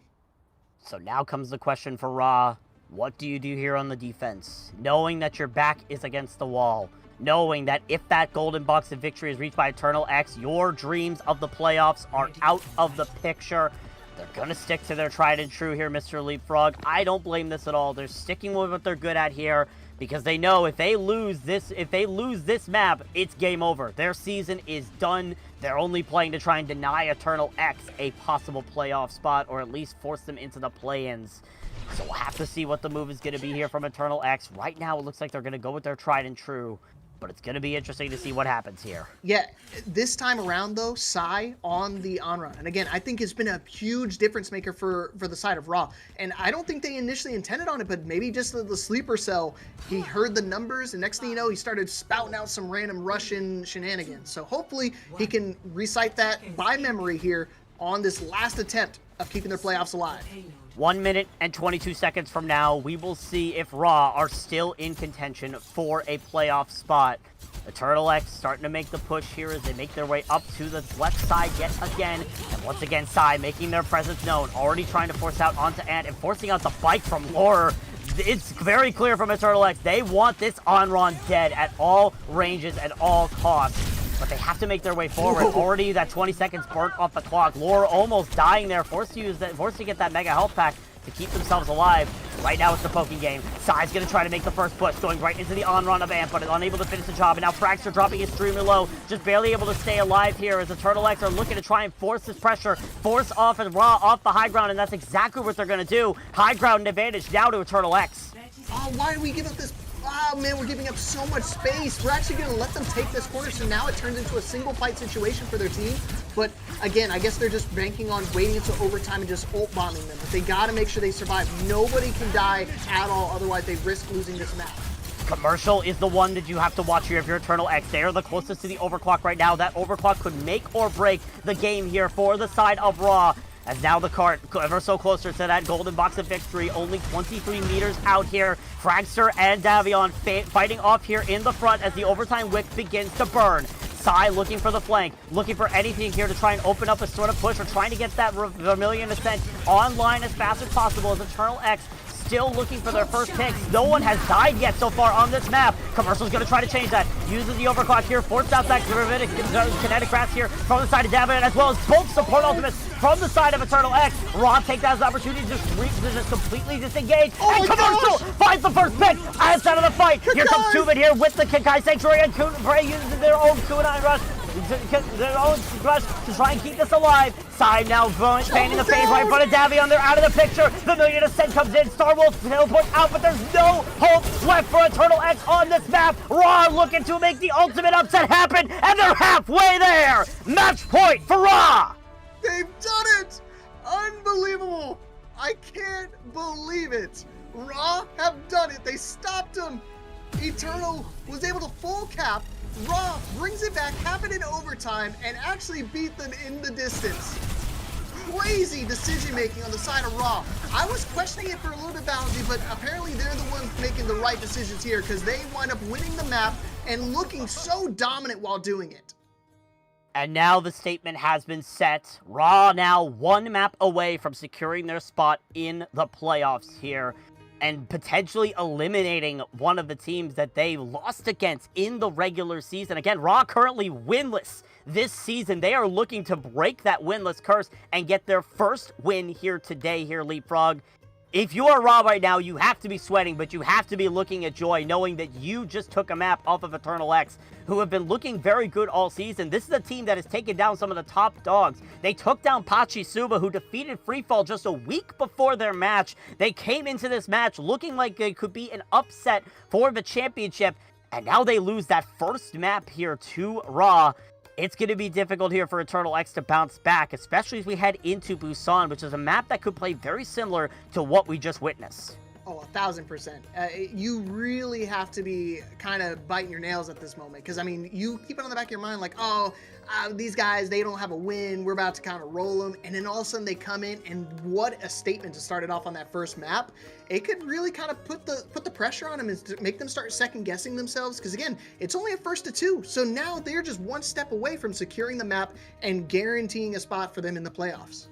Yeah, definitely. Again, right now, Raw, as I mentioned before in the beginning of the broadcast, they win this match 2-0. They make it to the playoffs. They lose any map, it's done. They're out of the playoff picture. They are completely eliminated. So they have a potential of making this upset happen. And after such a bad season, ending on the highest possible notes, finding that one victory and claiming a spot in the playoffs here.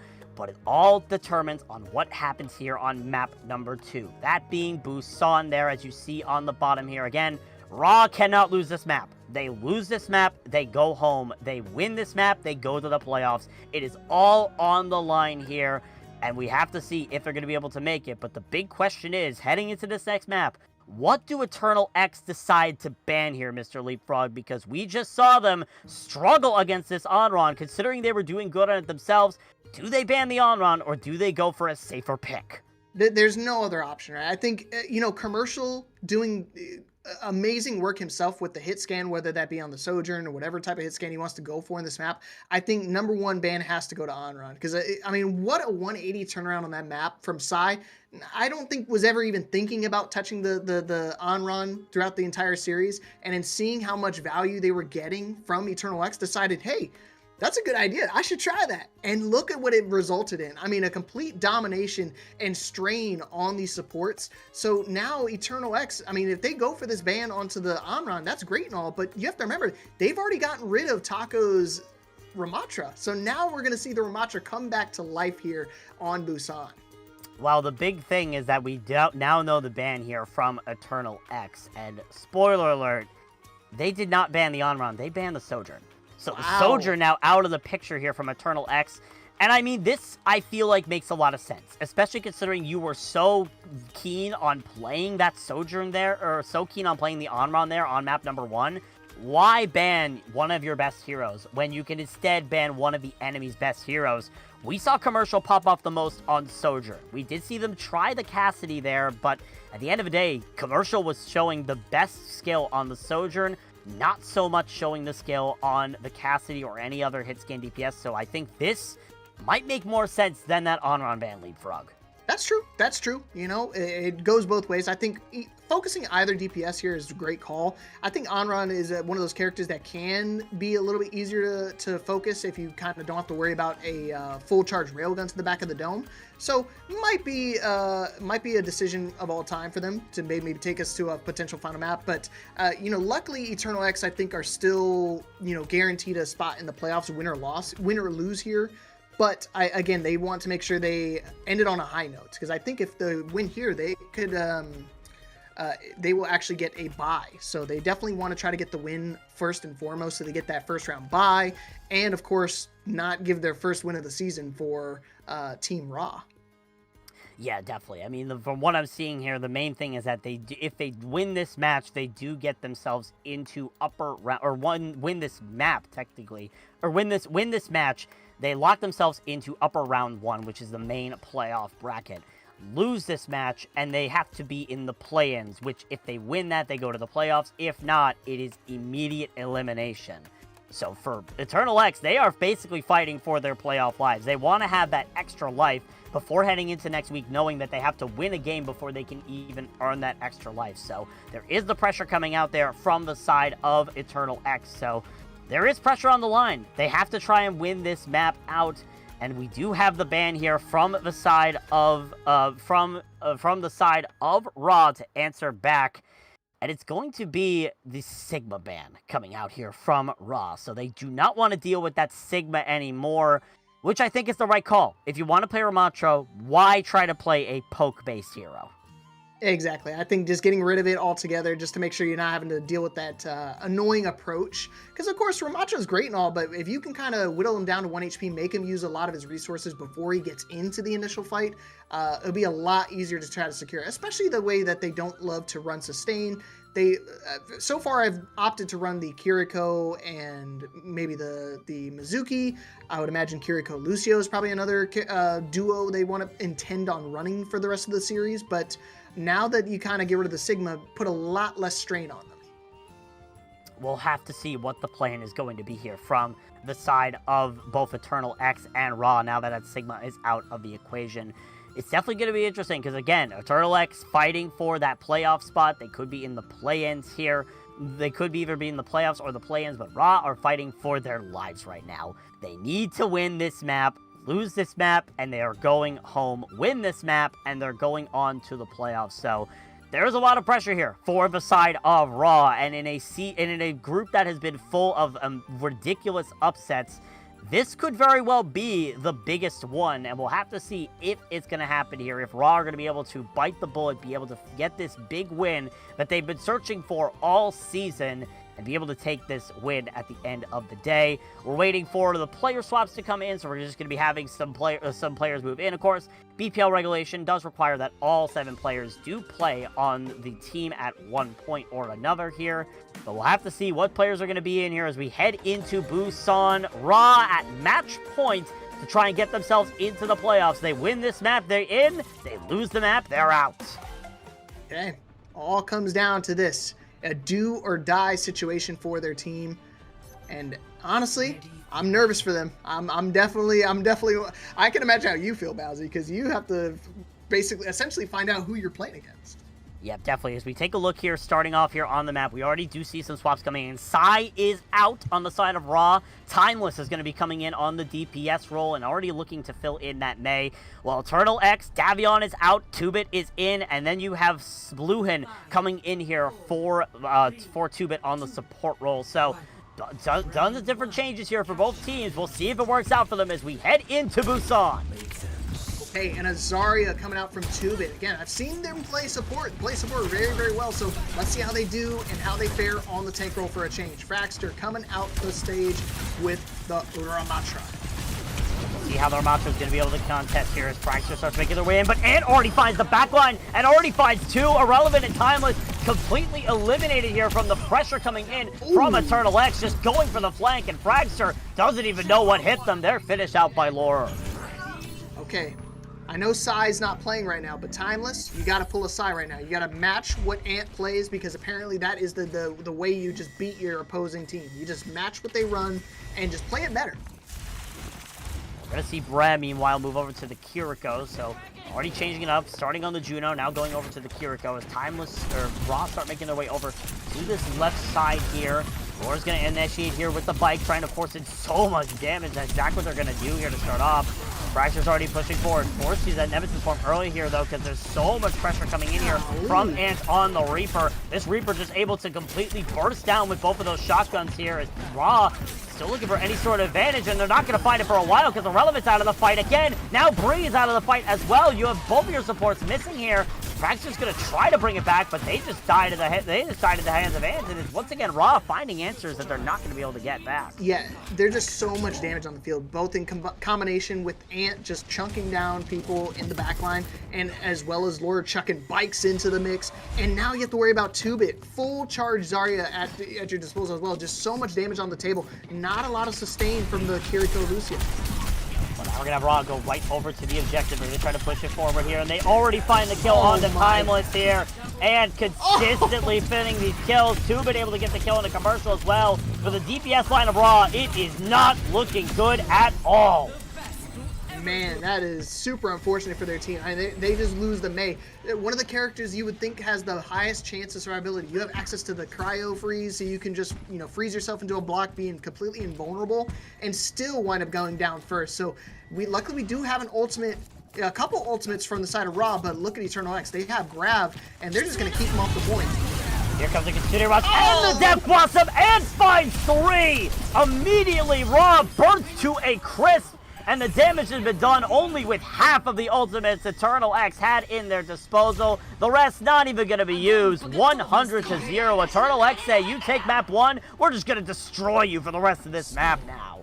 We need to make some drastic changes from Raw, because, I mean, again, hopefully they're just doing like they did in Shambali. They have kind of a rough start to the map, and then they completely 180 it. But again, I think the biggest thing is damage. Look at the damage on the side of Eternal. 4,000 damage already for Ant. And I think it's only been, what, like 2.5 minutes? 3 minutes maybe? And this dude's just pumping out with some monster numbers. 18-0 on the side of Ant. Not Laura dominating this round, but now it's going to be Ant taking the role for exchange. So now Raw need to try and find something here to get themselves into a better situation here. And it looks like the answer is going to be getting off the Mei, now going over to the Genji here for Timeless. They seem to be desperate for answers here, Leapfrog, but hopefully this Genji is able to work out. Hey, I'm a big Genji enjoyer, Genji Glazer, me personally, so I'll definitely root for it as best as I can, but it's going to be a tough ask again. I already talked about how the damage differential is a big key in this matchup. I don't know if Genji's going to be enough to actually sustain that. Irrelevant already dropping extremely low here from the pressure from Ant. Fraxter's able to eliminate the Reaper, but at the cost of their Lucio again. Now Raw trying to find any sort of advantage. You see the 2-Bits in the backline, but meanwhile Laura finds that execution kill onto commercial here. It's just not been easy here for the side of Raw to try and find anything. Laura is just making absolute havoc in the backline now with another execution kill. Bree will get the kill onto them, but the damage has been done, and Eternal X has tapped the point to start. Hey, I mean, luckily at the tail end of that fight, Bray did find a pick, so she's able to get the thing started, putting the pick onto one of the DPS. But remember, the star DPS at the moment for this map has definitely been Ant, so if you can find a way to chunk down the Reaper early on in the fight, would be great. You could also just flip the point into your favor before the fight even starts. Commercial falls, but looks like the point's already going in favor of Raw for the time being.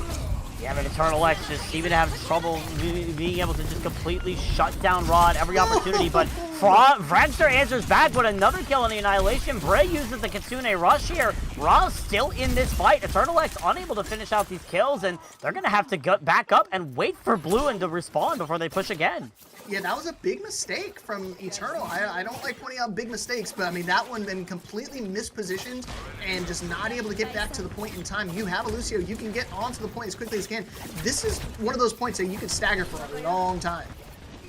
So we'll see if Raw are able to do exactly that now as they continue to count up the percentage here, but they have to be wary of Star Wars Kitsune Rush, which will initiate the fight to start off here, and once again, Irrelevant constantly seeming to be the first pickoff in these fights here for the side of Eternal X, as once again they died at the hands of Ant. Here comes their Graviton Surge here from 2 minutes. It's just a throwing surge. It gets absolutely nobody inside of it until Timeless decides to take pity and jump right inside of it. And the damage once again being done here for the side of Raw as they completely fall one by one. It's once again Irrelevant just alone on the point.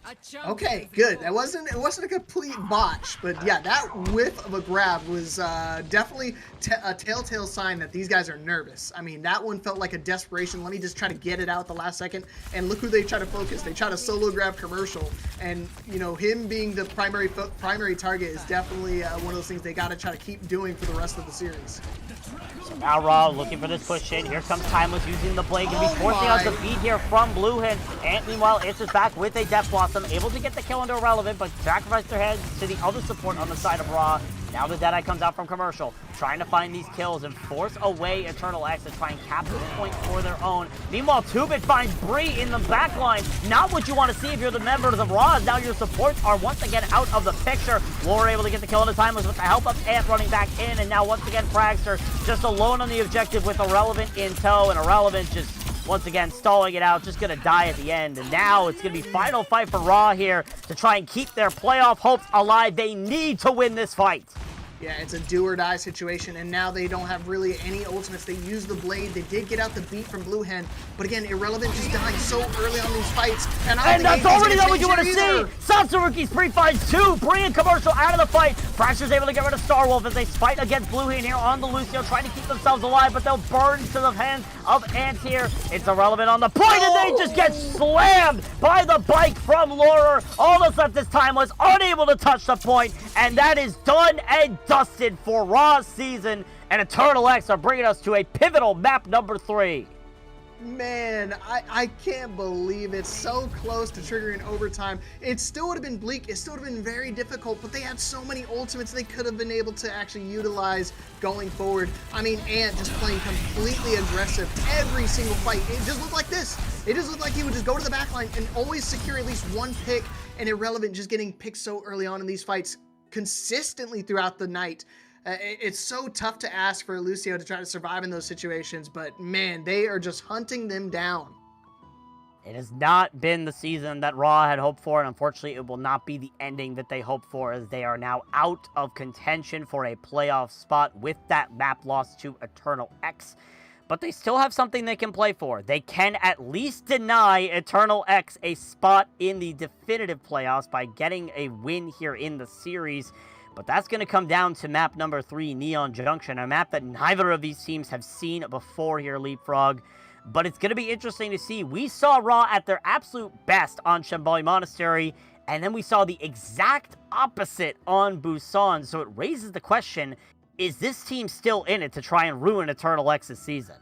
Yeah, and again, I think another thing to think about, they want to get a win on the season, because again, they're still looking for their first win of the season. They've only had one map to their name. Now they just doubled up their map count just tonight. But of course, they still want to walk away with at least one win on the season. They don't want to walk away empty-handed, and they definitely can do so. I mean, again, they had a lot of success on Shambali. They took it to the house. And again, Hybrid, very similar to the Payload map, because I mean, again, it's essentially just Payload with some extra steps. So we'll have to see if they're able to make this work here on Neon Junction. Again, the newest map added to Overwatch. So this map, relatively new. Not much practice for either of these teams here on this map, but we'll have to see if they're able to make it work here. But the question is, now Raw, you once again get that first ban. Is it time to ban the Reaper? Because we have just shown that that Reaper is not the most ideal hero you want to play against. I think we're in a catch-22 moment. Yeah, I would say you could ban the Xion, you could ban the Reaper. You're going to have to deal with one of them, right? So I would think the Xion is probably a little bit harder to deal with. I mean, especially when she has access to the bike and when she gets the major perk as well that gives you extra healing while you're riding the bike. It's definitely a frustrating character to deal with. So I think just getting rid of the Xion and just maybe trying to hyper-fixate on the Reaper might be the answer. So now we'll have to see what the move is going to be here from the side of Eternal X to what they decide to ban here. It is worth noting that Ramatra out of the tank already for them, so we'll have to see if they're going to ban the Ramatra or if they're going to we'll have to see if they're going to ban a tank or a support here. They just can't ban that Ramatra. It is worth noting again, even though Raw are out of the picture, this is still a match to play for.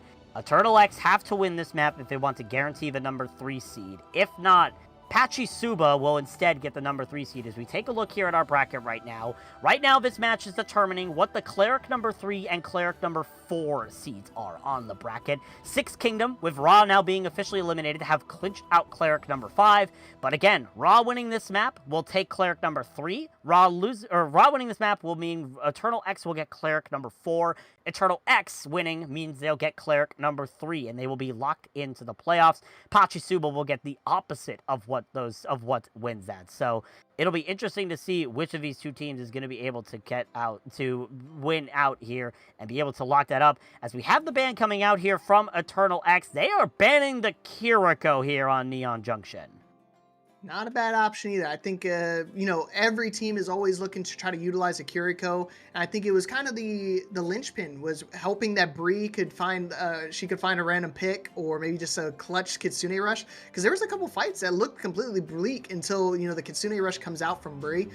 So hopefully we can see another character under her repertoire another character under the repertoire to actually keep the match series alive.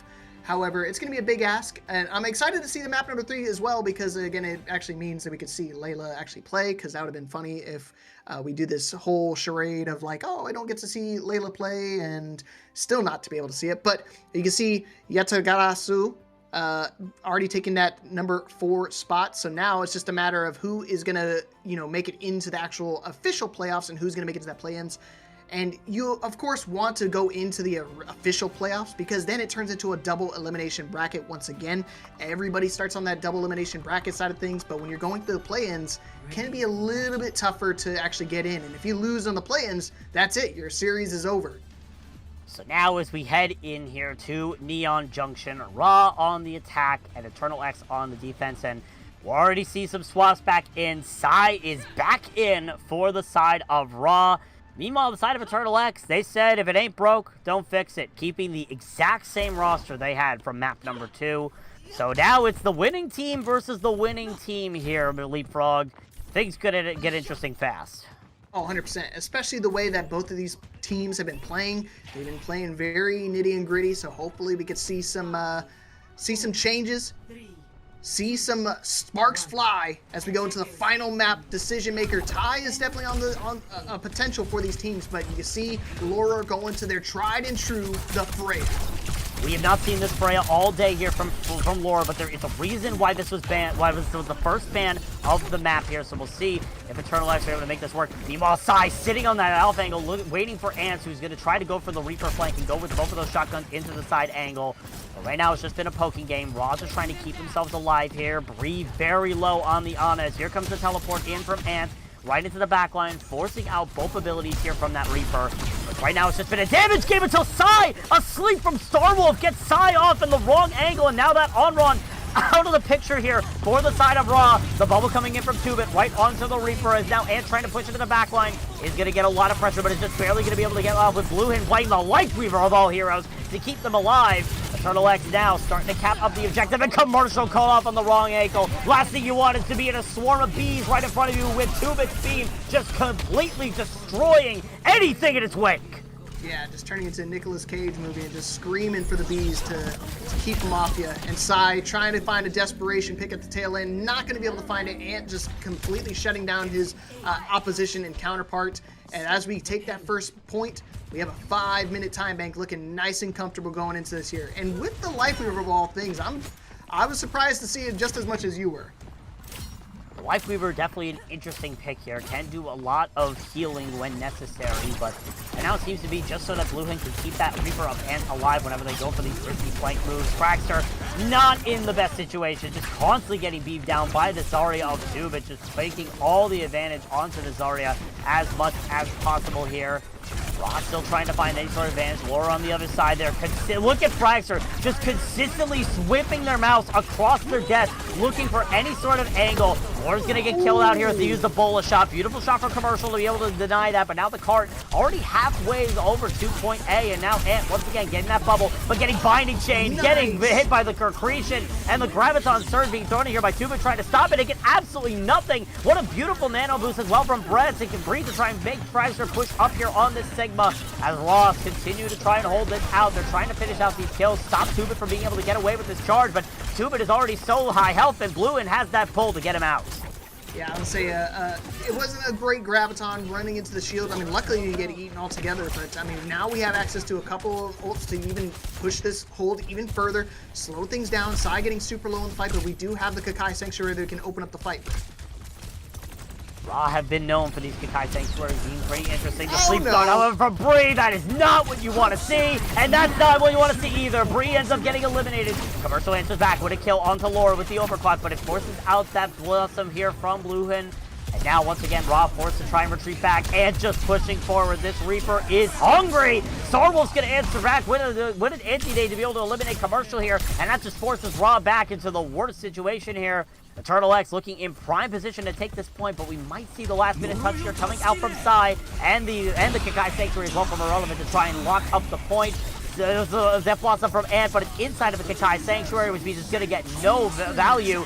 The pluck comes out from Fragster as a solo ultimate onto Ant. So definitely the most interesting play I've seen today, but nonetheless, Raw are still holding. Laura's going to get that kill on the side, but Eternal X looks like they might want to try to re-engage into this. 2-bit is high charge. They're already pushing right in.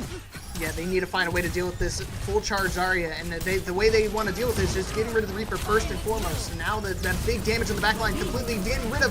No Kiriko to help cleanse this, completely banned off. I don't know if it was accidental or not, get the nano onto the Mizuki, so we're going to keep the Mizuki alive in the fight just for a little bit longer, but it still looks very bleak for their team. I mean, full charge Zarya is still at the wavefront and just completely chunking down the opposition, able to zap away everybody in sight and finally get that second point secured. So now Raw making the emergency swaps. Fragster already going over to the Ramatra here, Leapfrog.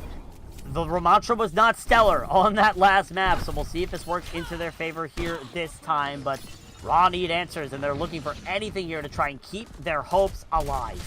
Yeah, I think you need to, right? Because, I mean, the Sigma, it's great and all, but the moment you get anti, there's nothing much you can really do. At least with Ramatra, you can kind of slow things down, put up your dukes and start blocking a little bit, give yourself some extra HP, but he's all dependent on the supports. And speaking of supports, Nano already into the backline. Ant is just hunting for some more skulls. We've seen Ant do great things on this Reaper in that last map, trying to do exactly that here today, but the Nano just forces back the members of Raw right now. Fragster slept, not what you want to see. Now forced out that anti-nade, just perma blocking right now. Brett actually switching over to the Baptiste to try and keep that Ramatra alive. But now here comes the Turtle X pushing into that final objective. Raw looking to try and stall this out to at least under a minute. But now Laura throws in the bullet shot. Doesn't find anything here. The bullet shot actually lands right onto the cardboard dog. That's not what you want to see. Someone call PETA. That doesn't seem ethical at all. Irrelevant answers now in with the Kakai Sanctuary, trying to keep the rest of Raw alive as now Eternal X starting to slow course retreat. And however, looking for the Death Blossom, they teleport in. Bubble comes in, and the Death Blossom finds nothing. Beautiful shutdown from Irrelevant to get rid of that Reaper at the perfect moment. And now Eternal X see that as their cue to just completely back out. Okay, this is a great hold at the moment. Again, a 180 turnaround on the map. I felt like Raw was definitely kind of on their heels for most of that point. And now, starting to feel themselves a little bit. Finding a glorious pick onto Ant. I mean, baits out the Death Blossom as well, so no real big ultimates they have to worry about beyond the Graviton. But, I mean, Fraxter's been doing a really good job at keeping 2-bit at bay. Sai on this, Sai on the M right, pretty close to this override protocol, and a commercial again. That is 2 times in a row. Commercial has found a crucial pick here with that railgun, and now Eternal X starting to sweat a little bit. 39 seconds. They need to cap this cart within that time frame, or else they're gonna have to go to overtime rounds if Raw are able to cap. Yeah, 100%. And obviously, commercial! Oh, the great start to pick. And again, no overclock now. I mean, we're still gonna have to push it in overtime, but I think the main thing is you want to actually win this fight. Here comes the override protocol from Sai, gonna be immediately initiating, but they get shut down by Laura. The Freya completely destroying the M-Ray in its wake, and now you got a Nano Zarya on the field. And Annihilation and overclock here used by Raw, but Fragster is dead. Commercial not long for this world either. 3 seconds on the clock. Raw need to touch in order to try and make sure that they are able to stall this car out. Thankfully, they are gonna be able to stall it out to under a minute. It's gonna be Bray on the high ground trying to stall it out, but Ant is just wreaking havoc. Laura alongside them, and Eternal X cap the map with 54 seconds in the time bank. Raw needs a cap, or else their dreams of not having a winless season are over. And again, you already pointed it out here, Bowsy. The 54 seconds may not seem like a big deal, but that is a huge deal, because now if Raw do manage to full cap this map in overtime, they will get a minimum of a minute. So they still have a great opportunity to bring it back. But look at that, 2-bit and Starwolf, both of them having 0 deaths. That is not what you want to see as a Zarya player. Getting 0 deaths, 11k damage. Just putting the team on your back and just going absolutely sicko mode on it. That's great stuff for Eternal X. But again, Raw is a back-ended team. They, for some reason, they feel the pressure and they push back one step further. It is worth noting, the last time Raw won a map was earlier in the regular season in week number 3 against Sixth Kingdom. They won the first map and proceeded to get reverse swept. Could we very well be seeing something similar here today, as Raw right now looking for answers? They're gonna try to go back onto this Brawl composition we saw them on earlier, back on Busan Mecha Base. Didn't work well there, but Sai now on the Mei instead of Timeless. We'll have to see if it's going to work for them, because if it doesn't, it's game over. Again, I think the main issue with this team comp, I think we're just missing a little bit of damage. I think if you saw the damage numbers as well, vast difference between the DPS. I mean, obviously kill death ratio is something to point out, but of course I think damage is going to be the forefront. If they can match something with the Reaper, either like a Bastion or something that can actually chunk down the Zarya, they'd have a much better time. Look at this, Eternal X having both of the supports on the high ground. That's going to be difficult for Raw to really push into. You're relying on your snipers of Commercial and Sai. Commercial, meanwhile, dead already to Lure here. It's going to be Raw having to try and back up a little bit here, but the spawn point is so close here on Neon Junction that you can just wait for your DPS to come back while still in the fight. Commercial's done with the Widowmaker. Gonna be switching over to the Soldier. Bray now in the wrong spot. Forced using the Immortality Field, but not fast enough to keep them alive. Fracture now trying to get out Lore. It's gonna be a kill here from Commercial, so now there's a chance for Raw to re-engage once that Baptiste is back. Yeah, you can see him trying to hunt for their opposition. Commercial getting kind of low along with Ant. They are forced to use a bubble here, and 2-bit getting kind of low as well, so now they can actually start making some space, getting some pressure onto the point itself. The objective, you can see, is kind of the focus for a lot of their teammates. Wall comes out, but they are backed out of this fight. So now Eternal X waiting for Laura to come back, and now pushing in here with the bubble help from 2-bit, but they get immediately eviscerated by Commercial. Laura answers back though, now has the bullet shot online, looking for the perfect target. They shoot the bullet shot into the wall. Not what you want to see from your star DPS player. Eternal X now lose that big ultimate here. Laura now getting pressured out here by Sai. Gonna be able to get life stripped out here by Blue Him, but still trying to fight off this Mei as Raw continue to cap the point. They'll take it for their own. They're looking for these stagger picks now. Frags are gonna finish off Laura, but eventually it's going to be Raw pushing forward. Okay, and news just in, I found out that Blue Hen is Layla, in fact. I was wondering when she was actually going to play, and she's been playing this whole time, so glad for her to kind of juke my ankles and make sure I look stupid in the process. But nothing stupid about this upcoming fights. We got a ton of ultimates at our disposal. We have the Nano, we have the Tree, we have Grav, Reaper Death Blossom. There's great opportunities to be able to shut down. Oh, what a binding chain! Beautiful binding chain from Irrelevant to catch Ant off guard, and now that Death Blossom completely gone to waste. Blizzard here from Sai is just gonna be a zoning blizzard, but now here comes the Graviton Surge from Tubin. Forces out from the Immortality Field and the Kakai Sanctuary, as now the Overclock comes out here from Commercial as well. Tubin in so much pressure. That Deathless streak is gonna end today as Commercial finishes off with the Overclock. Make that 2 for Commercial as well, as the picks keep coming and Raw keep moving forward. Oh man, you can see Tubin immediately just trying to go on the elevator, just begging for it to start going up. It's like one of those horror movies. You see the killer closing in on you, and you're waiting for the doors to close. Did not close in time.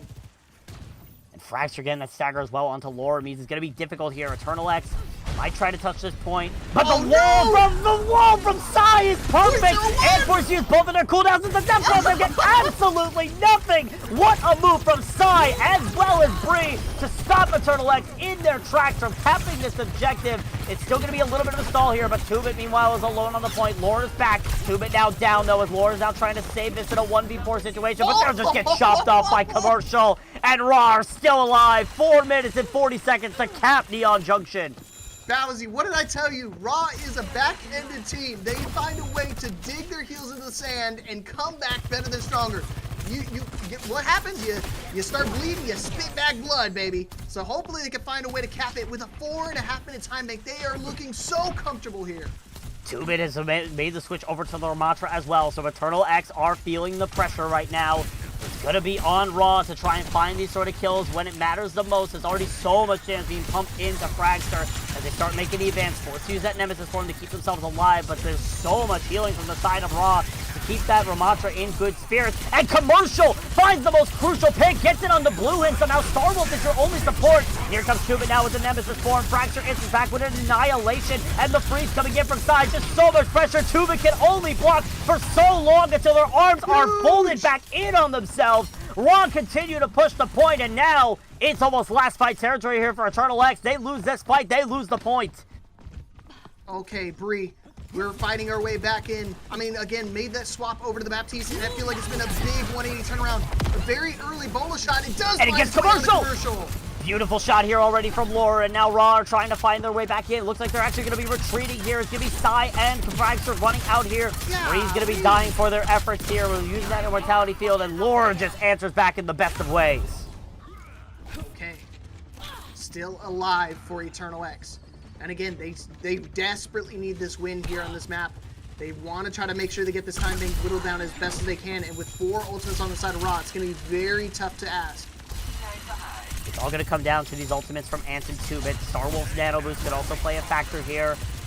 Eternal X looking to try and find this advantage when they need it the most. Frags are already starting to push forward, but already again, so much damage coming out from Eternal X. Here comes Tubit looking for the push here with that Nemesis form, and once again, Laura has found the kill onto their adversary of Commercial, and it forces Raw into a bad position. It looks like they already just want to try to retreat, force back, and wait for Commercial to come back. Good move here, because now you can just re-engage within the next 5 seconds. Yeah, it's more than enough time to be able to get your team back into it, but are they going to be able to scout out Ant coming in here? Sai notice. Ant's not going to be able to get that flanky blossom like they hope, and now Sai puts a perfect wall in front of Tubit, but they died for their efforts. Now here comes the Blossom for Man, throwing it in the back line, immediately eliminating Bree after that as the Amplification Matrix is used, and Eternal X are stopping Raw in their tracks. This is not what you want to see if you're Raw.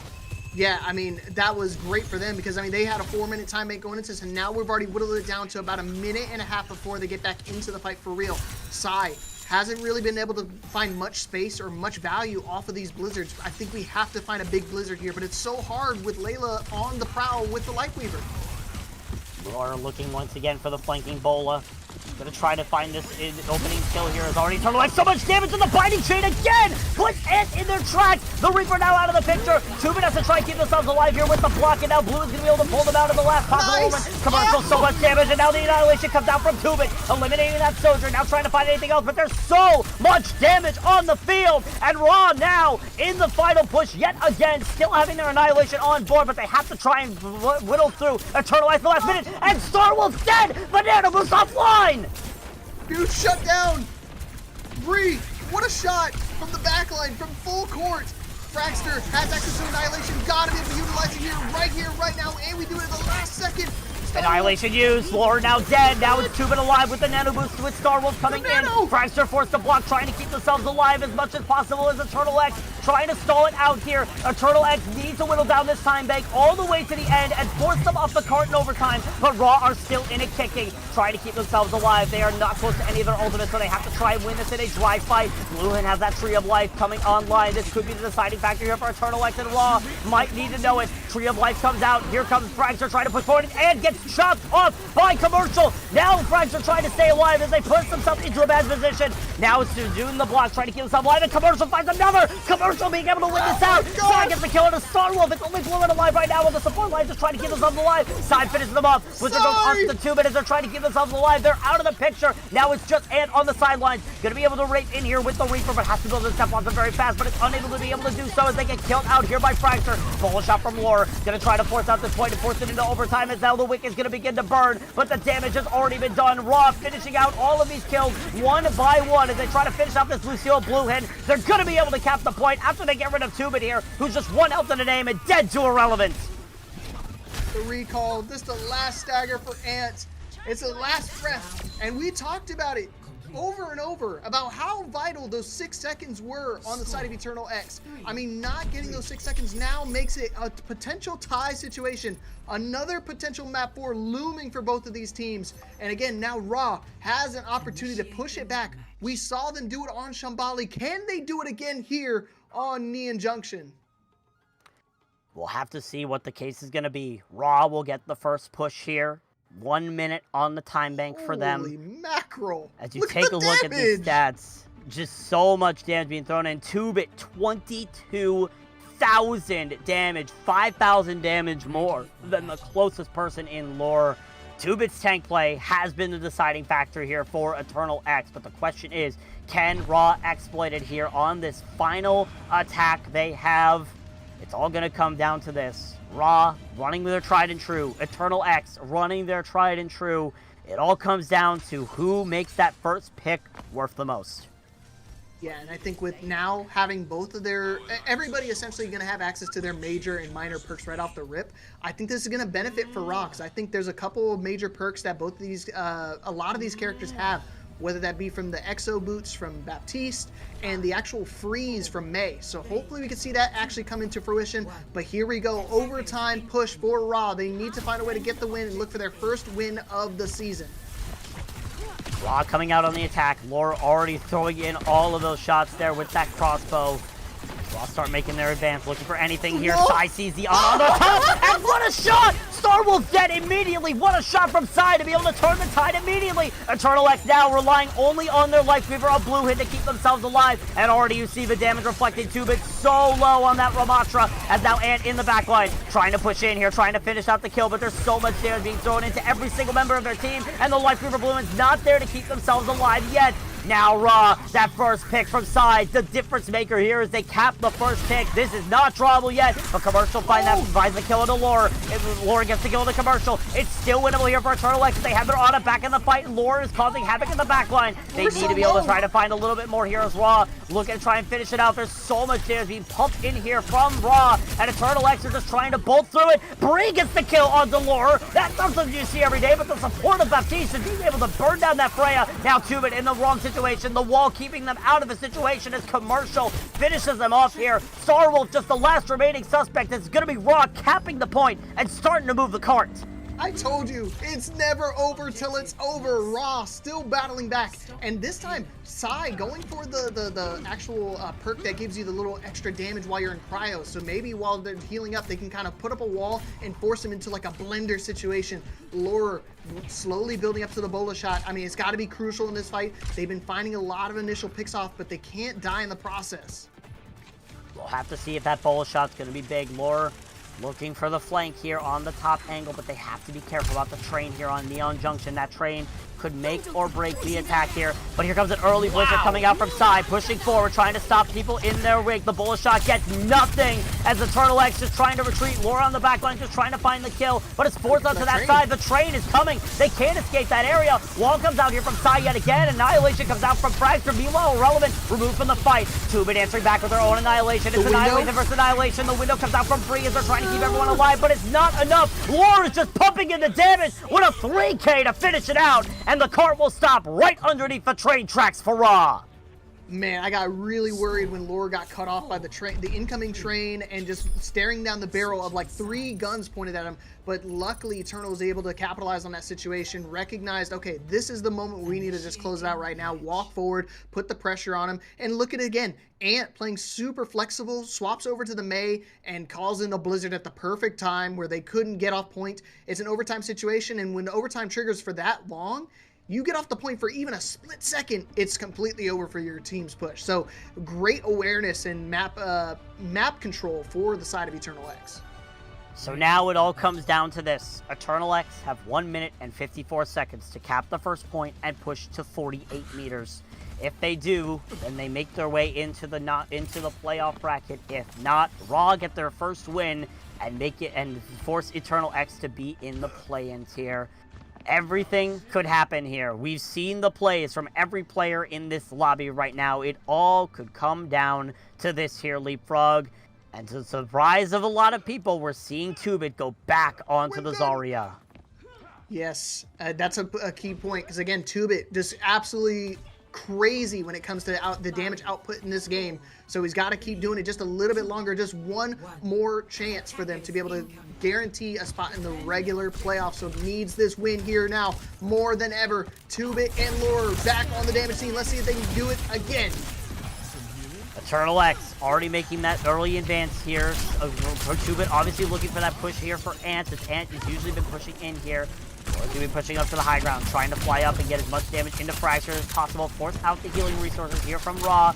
Side trying to go for that little aggressive play here, but hasn't been able to find anything yet as Tubit starts pushing in forward with that high energy charge. So far, Eternal X have not been able to break through this mold yet. Raw looking to try and stop them in their tracks. So far, it's been a back and forth affair. Already 40 seconds whittled off a time bank, and Commercial finds the most crucial first pick, and the flanker, the main man to set up the push, out of the picture first. And Eternal X now completely retreated, now down to 1 minute on the time bank side. Extremely low, doesn't realize that they have the wall there, and now it's out of the picture. Now there's an opening for Eternal X. Sai, you played so greedy, there's no reason to do that, just wall or not. You could have got off the pool altogether, but now it's a domino effect. They just run it down straight to the point, and a bolo shot locked and loaded now for Lure, and you already know he's hunting for that back line. Fracture already forcing out the Immortality Field, going to be going into that block phase. Here comes the ball shot right in the back line, and the Relevant is the one caught, but they're able to stay alive. First tick captured here by Eternal X. 30 seconds on the clock, and it is already pushing forward, trying to finish it out, but another beautiful binding chain from Irrelevant to clip that Reaper in place. Raw, however, they're not going to be able to touch the point in time. They're going to have to give it up, but the good news is they still have the time to push it until Commercial dies to Lure. That's the worst possible situation, as that Raw forced to back up and now play at this golden box to victory for Eternal X to push. Eternal X are going to be in overtime, but it's going to come down to that last final fight. They needed a touch there. That would have been great to try to trigger overtime before they actually cap the point, because these spawns get really, really long in overtime. Luckily, Commercial's going to get back into the fight. A very early window from Bree, trying to open things up. Amplification Matrix, Tubit stuck behind the wall, just barely able to get around the cart. Tree of Life comes in from Blue Hand to keep everybody else alive, and now the Amplification Matrix is used. Tree of Life around the corner. Tubit talks to the grab. Fracture's in the middle of it. Commercial now uses the overclock, gets rid of Starwolf immediately. Blue Hand now the only support left on the team. Lore, however, answers back, gets rid of Bree. Here comes the Death Weapon coming in from Ant. They're able to get rid of Sai, and now as well as Relevant, it's just Fragster annihilating on the point, trying to finish everybody. They get rid of Blue Hand, but they died in the hands of Tubit, and now there's nobody left for the side of Raw. Brad trying to run back on the Lucio, but it's not going to be enough. Eternal X deny Raw of their win and take the map, take their spot in the playoffs, and are going on to seed number 3. Unbelievable. It came down to a single fight. One single opportunity for them. The Death Blossom again, coming in clutch for their team. Just chunking down everybody, getting everybody so low. It could have gone either which way. It literally came down to a single ultimate there, Bowsy. And what a set. What a series that we've had tonight. Eternal X showing that they deserve to be in the playoffs proper here as they get the win over Raw here in the last-ditch effort here. It was not clean by any means, but at the end of the day, Eternal X will be going on to the playoffs. and they already have such a high ceiling to be able to match. Again, this is the team that took down one of the giants of their group, Pachisuba, winning against Freefall, looking like they had the number 1 seed locked, and they get the win, and they win against them in a complete upset, and now force forced Pachisuba into the play-ins. Pachisuba now fighting for their lives in that first round. It's going to be interesting to see how Eternal X are able to play this out, but right now, they're sitting pretty in the playoffs. Oh, yeah. I mean, again, a very late swap in terms of tanks. I saw 2-bit swap over to tanks. I was definitely a little bit nervous. But, man, that Zarya, really something to talk about. Really exciting to see. I mean, the amount of damage he was able to output in that one map alone. I mean, I think if we look back, it was probably close to, like, almost 25,000, 30,000 damage in that one map alone. Yeah, definitely. We saw 2-bit do really well there on the Zarya. What a great performance coming out from that Zarya. Again, showing why they are the main showing the way they are the main tank specialists here on this team. But for an MVP, I think there's only one person to give it to here, Leapfrog. It's the DPS specialist, Laurer. That Freya play on that final map, determining the factor, and not to mention the Xion play on the first 2 maps, showing why they are probably one of the best DPS here in C-League. Laurer getting your MVP here for this matchup, showing that they are really a prominent factor that you have to keep in mind, especially in the playoffs. Oh, 100%. I think the consistent bola shots, I mean, you saw how fast they were building it up. I mean, able to kind of force out either the Suzu or the Immortality field was kind of the linchpin for their team. Because, I mean, they weren't able to actually secure any of those kills until they get out those crucial abilities. And Laurer being able to do that seemingly every other minute really made a big difference maker. I mean, hitting the shots when you need to is what really sets this player apart from everybody else. Absolutely. Laurer just doing an absolutely great job across the board in this matchup. And now, it's going to be interesting to see how this goes on to the playoffs. Speaking of playoffs, let's take a look at that bracket here for the C-League as the bracket continues to be filled. And in fact, we do have the final filling here for the bracket. So everything is set in stone here for the bracket for the C-League. And it's going to be interesting to see how these teams are going to be facing off here as we're just waiting for the final matches to go in. And eventually, we're going to throw it over to the graphic here. As you see, Eternal X getting that win. They now face off against Yatagarasu in the first round of the playoffs. Meanwhile, in the play-ins, Pachisuba, Knights of Ravon, Demonetized, and Sixth Kingdom all fighting for their chances. The winner of Pachisuba versus Knights of Ravon facing off against Elvish Soul Knight, while Demonetized and Sixth Kingdom facing off against Freefall. And in the middle there, Chosen versus the Goblin Goobers facing off as well in that first round of the playoffs. This is going to be one of the most interesting playoffs of all time here.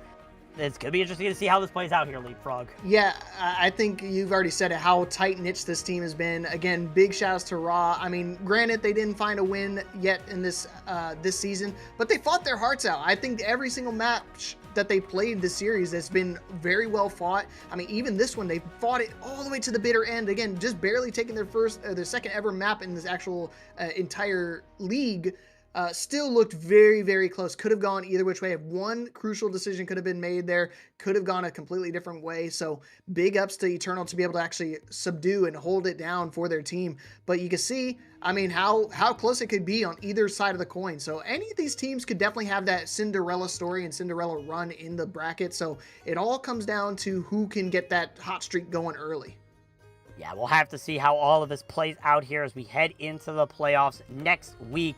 But that is going to do it here for our broadcast here of BPL Season 8 regular season. For my wonderful co-caster, Mr. Leapfrog, as well as our amazing production team helping out. Speaking of which, our production team, Knock on Wood, coming into the call here. What's up, Knock?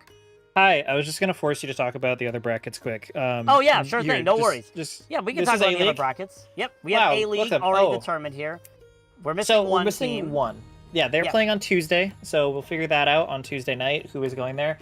Currently it is Noble versus Arkmother, sitting in that last spot. Noble have to get 2-0'd in order for Arkmother to take their spot right now. So that'll be a good match. We may try to get that stream just because it's like the last one. You know, who knows? We'll have to see. But we also have the B League bracket. Who I actually think I have to fill out some. Yeah, we're missing Bard number 2 and Bard number 5, which I can try to take a look at who those Bard is 2. So it's I need 2. Yeah, Bard number 2 and Bard number 5. I can check to see who those teams are for you. If everyone has played their matches, Slime City Monarchs are Bard number 2. And Those Who Crow are Bard number 5. So that's going to be Flying Bugbears and Those Who Crow facing off for a playoff spot, as well as Flying Blowhar and Nightwings facing off for a playoff spot. There we go. Yep. So that is your B-League bracket going in, and you already talked about it lots, so we'll just show it quickly. But there's C-League all figured out. So we did it. Congratulations, everyone, except for, I guess, Arc Mother and what's their face? Noble. Yep, Noble Steve. You know, you survived regular season. To those who made it, good luck in the next 5 weeks of playoffs. And the 4 teams you had to say goodbye to tonight, or 3 teams you said goodbye to so far. Thank you for playing so much in BPL. It's been a blast. So. Yeah, great to have everyone here who competed in BPL, whether you were in the C League or A League here. It was great to have you in this season, and we hope you'll consider a future BPL season down the road. But once again, now for real this time, that's going to do it for us here today on the main stream. For my wonderful co-caster, Mr. Leapfrog, our amazing producer, Knock on Wood, as well as our handful of observers who were able to make this match possible, my name has been Bowsy. Until we meet again, here's all the staff who have worked on this entire regular season. Knox just gonna disrupt every sort of attempt at me doing this outro, isn't he? Yep. Next you're gonna show me the schedule on Tuesday while I'm doing the outro. Yeah, we'll figure it out. No. I was letting you send it. I just wanted to show them off while you were talking about. Fair enough. Yeah. Well, in that case, my name has been Bowsy. For everyone I just mentioned, till we meet again, and we hope you all have a wonderful night, and we hope to catch you for the BPL Season 8 playoffs.